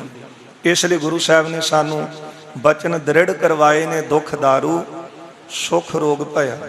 ਜਦੋਂ ਬੰਦਾ ਕਿਸੇ ਅਹੁਦੇ ਤੇ ਪਹੁੰਚਦਾ ਹੈ, ਬਹੁਤਾ ਧਨ ਦੌਲਤ ਉਹਨੂੰ ਮਿਲ ਜਾਂਦੀ ਹੈ, ਤੇ ਫਿਰ ਸਿਰ ਦੇ ਉੱਤੇ ਮਾਇਆ ਦਾ ਨਸ਼ਾ ਹੋਣ ਕਰਕੇ ਮਾਇਆ ਧਾਰੀ ਅਤ ਅੰਨਾ ਬੋਲਾ, ਸ਼ਬਦ ਨਾ ਸੁਣੀ ਬਹੁ ਰੋਲ ਘਚੋਲਾ, ਉਹ ਕਿਸੇ ਦੀ ਸੁਣਨ ਨੂੰ ਤਿਆਰ ਹੀ ਨਹੀਂ ਹੁੰਦਾ। ਇਸ ਲਈ ਜਹਾਂਗੀਰ ਨੇ ਗੁਰੂ ਸਾਹਿਬ ਵੱਲੋਂ ਧਿਆਨ ਹਟਾ ਲਿਆ। ਕਵੀ ਜੀ ਕਹਿੰਦੇ ਕਾਰਨ ਕੀ ਸੀ? ਕਿਉਂਕਿ ਐਸ਼ੋ ਇਸ਼ਰਤ ਦੇ ਵਿੱਚ, ਆਪਣੇ ਰਾਜ ਭਾਗ ਦੇ ਸੁੱਖਾਂ ਦੇ ਵਿੱਚ ਹੀ, ਵਿਸ਼ਿਆਂ ਵਕਾਰਾਂ ਦੇ ਵਿੱਚ ਇਸ ਦੀ ਬਿਰਤੀ ਫਸੀ ਸੀ। ਬਾਹੁਰ ਚੱਲਿਓ ਛੱਡ ਕਿਆ ਸੁਧ ਤਿਸੈ। ਫਿਰ ਬਾਦਸ਼ਾਹ ਜਿਹੜਾ ਸੀ ਉਹ ਬਾਹੁਰ ਚੱਲਿਓ, ਚੜ ਕਿਆ ਸੁਧ ਤਿਸੈ। ਕਹਿਣ ਲੱਗੇ ਆਪਣੀ ਪਾਲਕੀ ਤੇ ਬੈਠ ਕੇ ਚੱਲ ਪਿਆ। ਫਿਰ ਇਹਨੂੰ ਬਾਅਦ ਵਿੱਚ ਕੀ ਖਬਰ ਹੋਣੀ ਸੀ। ਪੂਰਬ ਭੀ ਕਬ ਗੁਰੂ ਪ੍ਰਸੰਗ, ਜਿਨਨੇ ਕਦੇ ਪਹਿਲਾਂ ਵੀ ਗੁਰੂ ਸਾਹਿਬ ਜੀ ਦਾ ਪ੍ਰਸੰਗ ਨਹੀਂ ਸੀ ਸੁਣਿਆ। ਕੋਈ ਨ ਕਰਤ ਸ਼ਾਹੂ ਕੇ ਸੰਗ, ਬਾਦਸ਼ਾਹ ਦੇ ਕੋਲ ਕੋਈ ਵੀ ਗੁਰੂ ਸਾਹਿਬ ਦੀ ਗੱਲ ਨਹੀਂ ਸੀ ਕਰਦਾ। ਸਿਮਰਤ ਵੈਸ ਕੋ ਦੁਸ਼ਟ ਚਲਾਵੈ, ਬਸ ਜਿਹੜੇ ਦੁਸ਼ਟ ਸਨ ਇਹ ਸਾਰੀ ਚੌਂਕੜੀ ਮਿਲ ਕੇ ਬਾਦਸ਼ਾਹ ਦੇ ਕੋਲ ਗੁਰੂ ਸਾਹਿਬ ਜੀ ਦੀਆਂ ਚੁਗਲੀਆਂ ਕਰਦੇ ਸਨ ਕਿ ਆਪਣੇ ਕੋਲ ਚੋਰ ਰੱਖਦੇ ਨੇ ਤੇ ਸੁਲਭੀ ਚੰਦ ਬਤਾਵੇ। ਸੁਲੀ ਖਾਂ, ਸੁਲਭੀ ਖਾਂ ਅਤੇ ਚੰਦੂ, ਇਹ ਦੁਸ਼ਟ ਚੌਂਕੜੀ ਮਿਲ ਕੇ ਬਾਦਸ਼ਾਹ ਦੇ ਕੰਨ ਹੀ ਭਰਦੀ ਸੀ। ਲੈਣਾ ਦੇਣਾ ਕਿਹ ਸੰਗ ਕੋਏ ਨਾ, ਇਹ ਬਾਦਸ਼ਾਹ ਦਾ ਕਿਸੇ ਨਾਲ ਗੁਰੂ ਘਰ ਦੇ ਵਿੱਚ ਲੈਣ ਦੇਣ ਨਹੀਂ ਸੀ। ਧਨ ਹੰਕਾਰੀ ਜਾਣੈ ਸੋਏ ਨਾ, ਹਾਂ, ਇਹ ਧਨ ਦੇ ਹੰਕਾਰੀ ਸਨ। ਚੰਦੂ, ਸੁਲਭੀ, ਸੁਲਹੀ ਖਾਂ, ਇਹ ਕੇਵਲ ਧਨ ਖਾਤਰ ਹੀ ਕਰਦੇ ਸਨ, ਜਿਸ ਤਰ੍ਹਾਂ ਚੰਦੂ ਇਹਨਾਂ ਨੂੰ ਕਹਿੰਦਾ ਸੀ। ਅਹੈ ਤੁਰਕ ਪੁਨ ਗ੍ਰਸੈ ਬਿਕਾਰਾ, ਫਿਰ ਇਹ ਤੁਰਕ ਵਿਕਾਰਾਂ ਦੇ ਵਿੱਚ ਗ੍ਰਸੇ ਹੋਏ ਸਨ। ਕਹਾਂ ਚ ਨਾਰੀ ਗੁਰੂ ਉਦਾਰਾ, ਇਹਨਾਂ ਨੂੰ ਵੱਡੇ ਗੁਰੂ ਸਾਹਿਬ ਦੀ ਕੀ ਪਛਾਣ ਹੈ। ਜਿਨ੍ਹਾਂ ਦੀ ਬੁੱਧੀ ਵਿਕਾਰਾਂ ਦੇ ਵਿੱਚ ਫਸੀ ਹੋਵੇ ਉਹ ਅਕਾਲ ਪੁਰਖ ਦੀ ਗੱਲ ਨੂੰ ਕੀ ਸਮਝਣਗੇ, ਗੁਰੂ ਦੇ ਦਰ ਨੂੰ ਕੀ ਸਮਝਣਗੇ। ਨਹਿ ਪ੍ਰਸੰਗ ਚੱਲ ਮਿਲੈ ਪਿਸ਼ਾਰੀ, ਫਿਰ ਬਾਦਸ਼ਾਹ ਦੇ ਕੋਲ ਕਿਸੇ ਨੇ ਵੀ ਗੁਰੂ ਸਾਹਿਬ ਦੀ ਗੱਲ ਨਹੀਂ ਚਲਾਈ। ਬਰਜ ਦੀਏ ਚੰਦੂ ਦੁਰਚਾਰੀ, ਖੋਟੀ ਬੁੱਧੀ ਵਾਲੇ ਚੰਦੂ ਨੇ ਸਾਰਿਆਂ ਨੂੰ ਵਰਜ ਦਿੱਤਾ, ਰੋਕ ਦਿੱਤਾ। ਗਮਨਤ ਮਿਲਿਓ ਸਕਲ ਕੋ ਜਾਏ, ਜਦੋਂ ਬਾਦਸ਼ਾਹ ਦੀ ਸਵਾਰੀ ਚੱਲੀ ਹੈ ਚੰਦੂ ਜਾ ਕੇ ਇਹਨਾਂ ਨੂੰ ਮਿਲਿਆ ਹੈ। ਜੇ ਹਜੂਰ ਗੁਰਗਾਥ ਚਲਾਏ, ਤੇ ਉਹ ਜਿਹੜੇ ਬਾਦਸ਼ਾਹ ਦੇ ਨਿਕਟਵਰਤੀ ਸਨ ਉਹਨਾਂ ਨੂੰ ਜਾ ਕੇ ਸਮਝਾ ਦਿੱਤਾ। ਬੁੱਧ ਬਲ ਤੇ ਬਰ ਜੋਤਿ ਰੋਕ, ਜਾ ਕਰਕੇ ਬੁੱਧੀ ਦੇ ਨਾਲ, ਬਲ ਦੇ ਨਾਲ ਉਹਨਾਂ ਨੂੰ ਰੋਕ ਦਿੱਤਾ ਕਿ ਕੋਈ ਵੀ ਬਾਦਸ਼ਾਹ ਦੇ ਕੋਲ ਗੁਰੂ ਸਾਹਿਬ ਦੀ ਗੱਲ ਨਾ ਕਰੇ। ਕਿਆ ਤਿਨ ਗਾਥ ਫਕੀਰ ਜੇ ਲੋਕ, ਇਹ ਕਹਿਣ ਲੱਗਾ ਇਹ ਫਕੀਰ ਲੋਕ ਨੇ, ਇਹਨਾਂ ਨੇ ਤੁਹਾਨੂੰ ਕੀ ਦੇਣਾ ਤੇ ਮੈਂ ਹੀ ਹਾਂ, ਮੈਂ ਬਾਦਸ਼ਾਹ ਦਾ ਵਜ਼ੀਰ ਹਾਂ। ਇਸ ਤਰ੍ਹਾਂ ਇਹਨੇ ਆਪਣੀ ਬੁੱਧੀ ਦੇ ਨਾਲ, ਬਲ ਦੇ ਨਾਲ ਸਾਰਿਆਂ ਨੂੰ ਵਰਜ ਦਿੱਤਾ। ਰਹੋ ਪਛਾਰੀ ਤੁਮ ਪਰਵਾਸੇ, ਕਹਿਣ ਲੱਗਾ ਕਿ ਮੈਂ ਤੁਹਾਡੇ ਕੋਲ ਰਹਿਣਾ, ਮੇਰੇ ਭਰੋਸੇ ਤੁਸੀਂ ਰਹੋ। ਕੇਤਕ ਦਿਨ ਮੈਂ ਆਵਿਸ ਪਾਸੇ, ਬਾਦਸ਼ਾਹ ਨੂੰ ਕਹਿਣ ਲੱਗਾ ਕਿ ਮੈਂ ਕੁਝ ਕੁ ਦਿਨਾਂ ਬਾਅਦ ਬਾਦਸ਼ਾਹ ਦੇ ਕੋਲ ਆਵਾਂਗਾ। ਕਰੇ ਕਚਹਿਰੀ ਆਪਣੀ ਸਾਰੀ, ਇਸ ਤਰ੍ਹਾਂ ਸਾਰੀ ਜਿਹੜੀ ਕਚਹਿਰੀ ਸੀ, ਕਿਸੇ ਨੂੰ ਬੁੱਧੀ ਦੇ ਨਾਲ, ਕਿਸੇ ਨੂੰ ਬਲ ਦੇ ਨਾਲ, ਕਿਸੇ ਨੂੰ ਧਨ ਦੇ ਨਾਲ, ਸਾਰਿਆਂ ਨੂੰ ਖਰੀਦ ਕੇ ਚੰਦੂ ਨੇ ਆਪਣੇ ਵੱਲ ਕਰ ਲਿਆ। ਕਿਸ ਤਨ ਦੇ ਕਿਸ ਮਿਰਦਲ ਉਚਾਰੀ, ਕਿਸੇ ਨੂੰ ਧਨ ਦਿੱਤਾ, ਕਿਸੇ ਨੂੰ ਮਿੱਠੇ ਬੋਲ ਕੇ ਆਪਣੇ ਨਾਲ ਜੋੜ ਲਿਆ। ਇਸੇ ਤਰ੍ਹਾਂ ਹੀ ਹੁੰਦਾ ਅੱਜ ਆਪਾਂ ਦੇਖਦੇ ਹੀ ਹਾਂ। ਫਿਰ ਉਹ ਸਾਰੇ ਉਹਦੀ ਉਹ ਤਰਫਦਾਰੀ ਕਰਦੇ ਨੇ। ਇਸ ਤਰ੍ਹਾਂ ਚੰਦੂ ਨੇ ਸਾਰਿਆਂ ਨੂੰ ਆਪਣੇ ਨਾਲ ਰਲਾ ਲਿਆ। ਜਸ ਜਸ ਹੋਤੇ ਤਥਾ ਹਰ ਖਾਏ, ਜਿਸ ਤਰ੍ਹਾਂ ਸੀ ਸਾਰੇ ਪ੍ਰਸੰਨ ਹੋਏ ਹਨ। ਸ਼ਾਹੂ ਸਮੀਪ ਸਮੂਹ ਸਹਾਏ, ਫਿਰ ਬਾਦਸ਼ਾਹ ਦੇ ਕੋਲ ਸ਼ਾਹੂ ਸਮੀਪ ਸਮੂਹ ਸਹਾਏ, ਬਾਦਸ਼ਾਹ ਦੇ ਕੋਲ ਜਿਹੜੇ ਰਹਿਣ ਵਾਲੇ ਸਨ ਸਾਰੇ ਚੰਦੂ ਨੇ ਆਪਣੇ ਵੱਲ ਕਰ ਲਏ। ਚੰਦੂ ਹਟਿਓ ਧੀਰ ਉਦਾਰ ਕੈ, ਇਹ ਚੰਦੂ ਜਿਹੜਾ ਸੀ ਆਪਣੇ ਹਿਰਦੇ ਵਿੱਚ ਧੀਰਜ ਧਰ ਕੇ ਵਾਪਸ ਮੁੜਿਆ। ਦੁਸ਼ਟਪਨੇ ਮੈਂ ਚਿਤ ਕੋ ਤਰ ਕੈ, ਦੁਸ਼ਟਪਣੇ ਦੇ ਵਿੱਚ ਇਸ ਦਾ ਚਿੱਤ ਜੁੜਿਆ ਸੀ। ਸਬਨ ਚੜਾਏ ਮੂੰਡ ਤਹਿ ਆਇਓ, ਸਾਰੇ ਬਾਦਸ਼ਾਹ ਦੀ ਸਵਾਰੀ ਚੜਾ ਕੇ ਮੂਰਖ ਵਾਪਸ ਆ ਗਿਆ ਜਿੱਥੇ ਦੀ ਹਵੇਲੀ ਸੀ। ਸਤਿਗੁਰ ਅਰਜਨ ਜਹ ਉਤਰਾਇਓ, ਜਿੱਥੇ ਗੁਰੂ ਅਰਜਨ ਦੇਵ ਸਾਹਿਬ ਜੀ ਦਾ ਉਤਾਰਾ ਕੀਤਾ ਸੀ। ਬੈਠਿਓ ਸਨਮੁਖ ਰਿਸ਼ਤੇ ਪਰਿਓ, ਗੁਰੂ ਸਾਹਿਬ ਜੀ ਦੇ ਸਾਹਮਣੇ ਇਹ ਚੰਦੂ ਬੜਾ ਗੁੱਸੇ ਦੇ ਵਿੱਚ ਬੈਠ ਗਿਆ। ਕਹਿਤ ਪਇਓ ਬਚ ਦੁਖ ਤੇ ਜਰਿਓ, ਗੁਰੂ ਸਾਹਿਬ ਜੀ ਨੂੰ ਕਹਿਣ ਲੱਗਾ ਕਿ ਮੈਂ ਬੜੇ ਦੁੱਖ ਦੇ ਨਾਲ ਸੜ ਰਿਹਾ। ਸੜ ਤਾਂ ਇਹ ਰਿਹਾ ਸੀ ਕਿਉਂਕਿ ਹਮੇਸ਼ਾ ਜਿਹੜੀ ਤੀਲੀ ਹੁੰਦੀ ਹੈ ਪਹਿਲਾਂ ਆਪ ਸੜਦੀ ਹੈ ਫਿਰ ਹੀ ਉਹ ਅੱਗ ਲਾਵੇਗੀ ਨਾ। ਇਹ ਚੰਦੂ ਈਰਖਾ ਦੀ ਅੱਗ ਦੇ ਵਿੱਚ ਆਪ ਸੜ ਰਿਹਾ ਹੈ, ਸਾੜਨਾ ਚਾਹੁੰਦਾ ਦੂਜਿਆਂ ਨੂੰ। ਆਮ ਲੋਕ ਤਾਂ ਸੜ ਸਕਦੇ ਨੇ ਪਰ ਜਿਹਦੇ ਹਿਰਦੇ ਵਿੱਚ ਸ਼ਬਦ ਦਾ ਪ੍ਰਕਾਸ਼ ਹੈ ਉਹਨੂੰ ਕੌਣ ਸਾੜ ਸਕਦਾ ਸੀ। ਬੜੇ ਯਤਨ ਇਹਨਾਂ ਨੇ ਕੀਤੇ। ਚੰਦੂ ਬੜੇ ਗੁੱਸੇ ਦੇ ਵਿੱਚ ਆ ਕੇ ਕਹਿਣ ਲੱਗਾ ਮੈਂ ਦੁੱਖ ਦੇ ਨਾਲ ਮੇਰੀ ਛਾਤੀ ਸੜ ਰਹੀ ਹੈ। ਮੋਰ ਸੁਤਾ ਕੀ ਮੋਰ ਸਗਾਈ, ਤੁਸੀਂ ਮੇਰੀ ਧੀ ਦੀ ਸਗਾਈ ਵਾਪਸ ਮੋੜੀ ਹੈ। ਕਿਉਂ ਹੂੰ ਨਾ ਮਾਨੀ ਬਿਨੈ ਅਲਾਈ, ਮੈਂ ਬੜੀਆਂ ਬੇਨਤੀਆਂ ਭੇਜੀਆਂ ਪਰ ਮੇਰੀ ਧੀ ਦਾ ਰਿਸ਼ਤਾ ਤੁਸੀਂ ਨਹੀਂ ਲਿਆ। ਇਸ ਅੱਗ ਨੇ ਚੰਦੂ ਨੂੰ ਸਾੜਿਆ ਸੀ। ਉਹਦੀਆਂ ਕਰਤੂਤਾਂ ਸਾਰੇ ਆਪ ਜਾਣਦੇ ਹੀ ਹੋ, ਅੱਗੇ ਆਵੇਗਾ ਵੀ। ਕਹਿਣ ਲੱਗਾ ਮੇਰੀ ਧੀ ਦਾ ਰਿਸ਼ਤਾ ਤੁਸੀਂ ਮੋੜਿਆ, ਮੈਂ ਬੜੀਆਂ ਬੇਨਤੀਆਂ ਤੁਹਾਨੂੰ ਕੀਤੀਆਂ ਨੇ, ਭੇਜੇ ਦੋਏ ਬਾਰਪੁਰ ਲਾਗੀ, ਮੈਂ 2-3 ਵਾਰ ਤੁਹਾਡੇ ਪਾਸ ਲਾਗੀ ਵੀ ਭੇਜੇ ਸਨ, ਅਤ ਚਿੰਤਾ ਚਿਤ ਹਮਰੇ ਲਾਗੀ, ਪਰ ਮੇਰੇ ਮਨ ਵਿੱਚ ਬੜੀ ਇਸ ਗੱਲ ਦੀ ਚਿੰਤਾ ਹੈ। ਲੀਨ ਸਾਕ ਤੋ ਰਹਿਓ ਕਿਥਾਈ, ਸਾਕ ਲੈਣਾ ਤੇ ਇੱਕ ਪਾਸੇ ਰਿਹਾ, ਦਈ ਮੋਹੇ ਕੂਕਰ ਸਮਤਾਈ, ਤੁਸੀਂ ਮੈਨੂੰ ਕੁੱਕਰ ਦੀ ਬਰਾਬਰੀ ਦਿੱਤੀ। ਕੁੱਕਰ ਕੁੱਤੇ ਨੂੰ ਕਹਿੰਦੇ ਨੇ, ਤੁਸੀਂ ਮੈਨੂੰ ਕੁੱਤਾ ਕਿਹਾ ਹੈ। ਅਬ ਲੋ ਕਛੂ ਨਾ ਬਿਗਰਿਓ ਸੁਪਨੇ, ਹਲੇ ਤੱਕ ਤਾਂ ਸੁਪਨੇ ਵਿੱਚ ਵੀ ਤੁਹਾਡਾ ਕੁਝ ਨਹੀਂ ਵਿਗੜਿਆ। ਨਾਤਾ ਲਿਹੋ ਜਾਹੋ ਕਰੇ ਆਪਣੇ, ਮੇਰੀ ਇਹ ਸ਼ਰਤ ਮੰਨ ਲਓ, ਮੇਰੀ ਧੀ ਦਾ ਰਿਸ਼ਤਾ ਲਓ ਤੇ ਤੁਸੀਂ ਸੁਖੀ ਸ਼ਾਂਤੀ ਘਰ ਨੂੰ ਮੁੜ ਜਾਵੋ। ਨਤ ਕੂਕਰ ਭਾਖਿਓ ਜਿਮ ਜਬੈ, ਨਹੀਂ ਤਾਂ ਜਿਸ ਤਰ੍ਹਾਂ ਮੈਨੂੰ ਕੁੱਤਾ ਕਿਹਾ ਹੈ, ਲਗੋ ਗੈਲ ਕੂਕਰ ਹੋਏ ਤਬੈ, ਫਿਰ ਮੈਂ ਕੁੱਤਾ ਬਣ ਕੇ ਟਕਰਾਂਗਾ। ਦੇਹੋ ਜਵਾਬ ਮੈਂ ਕਰੋ ਉਪਾਏ, ਮੈਂ ਫਿਰ ਜਵਾਬ ਦਵਾਂਗਾ। ਇਹ ਤੁਸੀਂ ਕੋਈ ਨਾ ਕੋਈ ਆਪਣਾ ਉਪਾਅ ਕਰ ਲਓ, ਜਾਂ ਤੇ ਮੇਰੀ ਮੰਨ ਲਓ ਤੇ ਫਿਰ ਰਿਸ਼ਤਾ ਪ੍ਰਵਾਨ ਕਰੋ। ਪਰ ਰਿਸ਼ਤਾ ਇਹ ਤਾਂ ਸੰਗਤ ਨੇ ਕਿਹਾ ਸੀ ਮਹਾਰਾਜ, ਇਸ ਪਾਪੀ ਦੀ ਧੀ ਦਾ ਰਿਸ਼ਤਾ ਨਹੀਂ ਲੈਣਾ, ਕਿਉਂਕਿ ਆਪ ਚੁਬਾਰਾ ਬਣਿਆ ਪਾਪੀ, ਗੁਰੂ ਘਰ ਜਿਨ ਮੋਰੀ ਥਾਪੀ। ਤੇ ਮਹਾਰਾਜ ਕਹਿੰਦੇ ਗੁਰੂ ਸੰਗਤ ਦਾ ਬਚਨ ਗੁਰੂ ਦਾ ਬਚਨ ਹੈ, ਗੁਰੂ ਨਾਨਕ ਸਾਹਿਬ ਦਾ। ਜੇ ਸੰਗਤ ਨੇ ਕਹਿ ਦਿੱਤਾ ਨਹੀਂ ਲੈਣਾ, ਮਹਾਰਾਜ ਤੱਤੀ ਤਵੀ ਤੇ ਬੈਠਣ ਨੂੰ ਤਾਂ ਤਿਆਰ ਹੋ ਗਏ, ਪਰ ਸੰਗਤ ਦਾ ਕਿਆ ਬਚਨ ਸਤਿਗੁਰਾਂ ਨੇ ਪ੍ਰਵਾਨ ਕੀਤਾ। ਇਹ ਹੈ ਗੁਰੂ ਦਾ ਦਰ। ਇੱਥੇ ਜੇ ਭਾਵਨਾ ਨਾਲ ਆ ਕਰ, ਕਿਉਂਕਿ ਸੰਗਤ ਵਿੱਚ ਸੰਗਤ ਹਰ ਪ੍ਰਭ ਵਸੈ ਜੀ, ਤੇ ਮਹਾਰਾਜ ਬਿਰਥੀ ਕਦੇ ਨਾ ਹੋਵੇ ਜਨ ਕੀ ਅਰਦਾਸ। ਤੇ ਜਿਹੜੀਆਂ ਸੰਗਤਾਂ ਨੇ ਬੇਨਤੀਆਂ ਕੀਤੀਆਂ, ਮਹਾਰਾਜ ਨੇ ਫਿਰ ਆਪਣਾ ਸਤਿਗੁਰੂ ਜੀ ਗੁਰੂ ਅਰਜਨ ਦੇਵ ਸਾਹਿਬ ਮਹਾਰਾਜ ਚੰਦੂ ਦੀਆਂ ਇਹ ਸ਼ਰਤਾਂ ਸਾਰੀਆਂ ਮਹਾਰਾਜ ਨੇ ਠੁਕਰਾ ਦਿੱਤੀਆਂ। ਮਹਾਰਾਜ ਕਹਿਣ ਲੱਗਾ ਕਿ ਮੇਰੀ ਸ਼ਰਤ ਮੰਨ ਲਓ ਤੇ ਸੁਖੀ ਸ਼ਾਂਤੀ ਆਪਣੇ ਘਰ ਨੂੰ ਜਾਵੋ। ਸੋਜ ਵਿਆਹ ਕੀ ਕਹਿ ਤੁਮ ਕਾਏ, ਹਾਂ, ਜਾਂ ਤਾਂ ਤੁਸੀਂ ਵਿਆਹ ਦੀ ਸੋਜ ਵਿਆਹ ਕੀ ਕਹਿ ਤੁਮ ਕਾਏ, ਜਾਂ ਤਾਂ ਵਿਆਹ ਦੀ ਸ਼ਰਤ ਮੰਨੋ ਜਾਂ ਫਿਰ ਆਪਣੀ ਮੌਤ ਪ੍ਰਵਾਨ ਕਰ ਲਓ। ਪਰ ਇਹ ਸ਼ਰਤ ਚੰਦੂ ਵੱਲੋਂ ਰੱਖੀ ਸੀ, ਬਾਦਸ਼ਾਹ ਵੱਲੋਂ ਹੋਰ ਸ਼ਰਤਾਂ ਸਨ। ਕਿ ਗੁਰੂ ਗ੍ਰੰਥ ਸਾਹਿਬ ਜੀ ਦੀ ਬਾਣੀ ਦੇ ਵਿੱਚ ਸਾਡੇ ਵੱਲੋਂ ਕੁਝ ਸ਼ਬਦ ਚਾੜ ਦਿਓ, ਮੁਹੰਮਦ ਸਾਹਿਬ ਦੀ ਸਿਫਤ ਲਿਖ ਦਿਓ। ਇੱਥੇ ਤਾਂ ਬੰਦਗੀ ਕਰਨ ਵਾਲਿਆਂ ਦੀ ਪਹਿਲੇ ਸਿਫਤ ਹੈ, ਪਰ ਕਿਸੇ ਵੱਲੋਂ ਕਹੀ ਹੋਈ ਸ਼ਰਤ ਨੂੰ ਪ੍ਰਵਾਨ ਕਰਕੇ ਆਪਣੇ ਅਸੂਲ ਨੂੰ ਇੱਕ ਪਾਸੇ ਰੱਖਣਾ ਤੇ ਉਹਨਾਂ ਨਾਲ ਸਮਝੌਤਾ ਕਰ ਲੈਣਾ ਸਹੂਲਤਾਂ ਦੇ ਕਰਕੇ, ਇਹ ਪ੍ਰਵਾਨ ਨਹੀਂ ਸੀ। ਫਿਰ ਇਹ ਵੀ ਸ਼ਰਤ ਰੱਖੀ ਗਈ 2 ਲੱਖ ਰੁਪਇਆ ਰੋਜ਼ਾਨਾ ਭਰੋ। ਮਹਾਰਾਜ ਕਹਿੰਦੇ ਤਾਂ ਸੰਗਤ ਦਾ ਪੈਸਾ ਹੈ ਨਾ, ਇਹ ਸੰਗਤ ਦੇ ਕਾਰਜ ਵਿੱਚ ਹੀ ਲੱਗਦਾ ਹੈ, ਨਿੱਜੀ ਸਵਾਰਥਾਂ ਵਾਸਤੇ। ਇੱਥੇ ਵੀ ਗੁਰੂ ਸਾਹਿਬ ਆਪਣੇ ਤਸੀਹੇ ਝੱਲਣ ਨੂੰ ਤਨ ਤੇ ਤਿਆਰ ਨੇ, ਪਰ ਸੰਗਤ ਦਾ 1 ਰੁਪਈਆ ਵੀ ਨਿੱਜੀ ਸਵਾਰਥ ਲਈ ਵਰਤਣ ਨੂੰ ਆਗਿਆ ਨਹੀਂ ਦੇ ਰਹੇ ਮਾਂ, ਕਿ ਨਹੀਂ ਕਿ ਆਪਣੇ ਨਿੱਜੀ ਸਵਾਰਥ ਨੇ ਤੇ ਪੈਸੇ ਵਰਤ ਲਓ।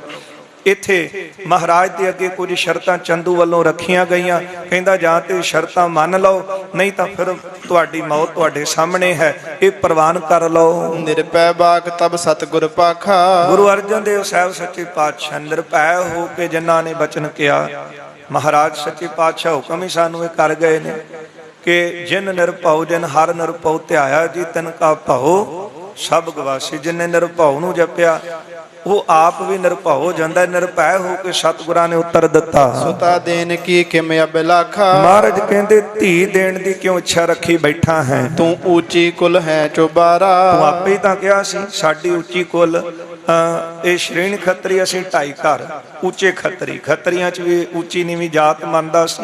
ਕਹਿਣ ਲੱਗਾ ਕਿ ਮਹਾਰਾਜ ਕਹਿੰਦੇ ਨੇ ਤੂੰ ਹਲੇ ਵੀ ਇੱਛਾ ਰੱਖੀ ਬੈਠਾ ਹੈ, ਤੂੰ ਤਾਂ ਆਪਣੇ ਆਪ ਨੂੰ ਕਿਹਾ ਸੀ ਉੱਚ ਜਾਤੀ ਵਾਲੇ ਉੱਚੇ ਖੱਤਰੀ ਹਾਂ। ਹਮਕੋ ਮੋਰੀ ਸਰਸ ਉਚਾਰਾ, ਫਿਰ ਸਾਨੂੰ ਗੁਰੂ ਘਰ ਵੱਲ ਕਹਿੰਦਾ ਸੀ। ਜਦੋਂ ਜਾ ਕੇ ਲਾਗੀਆਂ ਨੇ ਕਿਹਾ ਨਾ ਕਿ ਬੜੀ ਵੱਡੀ ਵਧਾਈ ਵਾਲੀ ਗੱਲ ਹੈ ਕਿ ਤੇਰੀ ਧੀ ਨੂੰ ਲੋਕ ਮਾਤਾ ਕਿਹਾ ਕਰਨਗੇ, ਉਸ ਵੇਲੇ ਹੰਕਾਰ ਚ ਆ ਕੇ ਕਹਿੰਦਾ ਸੀ ਉਹ ਮੋਰੀ ਚੁਬਾਰੇ ਦੀ ਇੱਟ ਮੋਰੀ ਨੂੰ ਲਾਇਓ।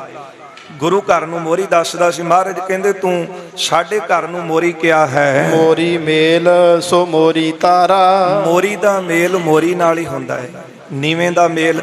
ਜਿਹੜਾ ਕਹਿੰਦਾ ਤੂੰ ਨੀਵਾਂ, ਤੇ ਫਿਰ ਉਹ ਕਹਿੰਦੇ ਠੀਕ ਹੈ। ਮਹਾਰਾਜ ਕਹਿੰਦੇ ਅਸੀਂ ਨੀਵੇਂ ਆ ਤੇ ਫਿਰ ਸਾਡਾ ਮੇਲ ਨੀਵਿਆਂ ਨਾਲ ਹੀ ਹੈ। ਮਿਲ ਹੈ ਚੁਬਾਰੇ ਸੰਗ ਚੁਬਾਰਾ, ਜਿਹੜਾ ਚੁਬਾਰਾ ਹੁੰਦਾ ਚੁਬਾਰੇ ਦਾ ਮੇਲ ਚੁਬਾਰੇ ਨਾਲ ਖਾਂਦਾ ਹੈ, ਇਸ ਲਈ ਤੂੰ ਆਪਣੇ ਆਪ ਨੂੰ ਚੁਬਾਰਾ ਕਿਹਾ।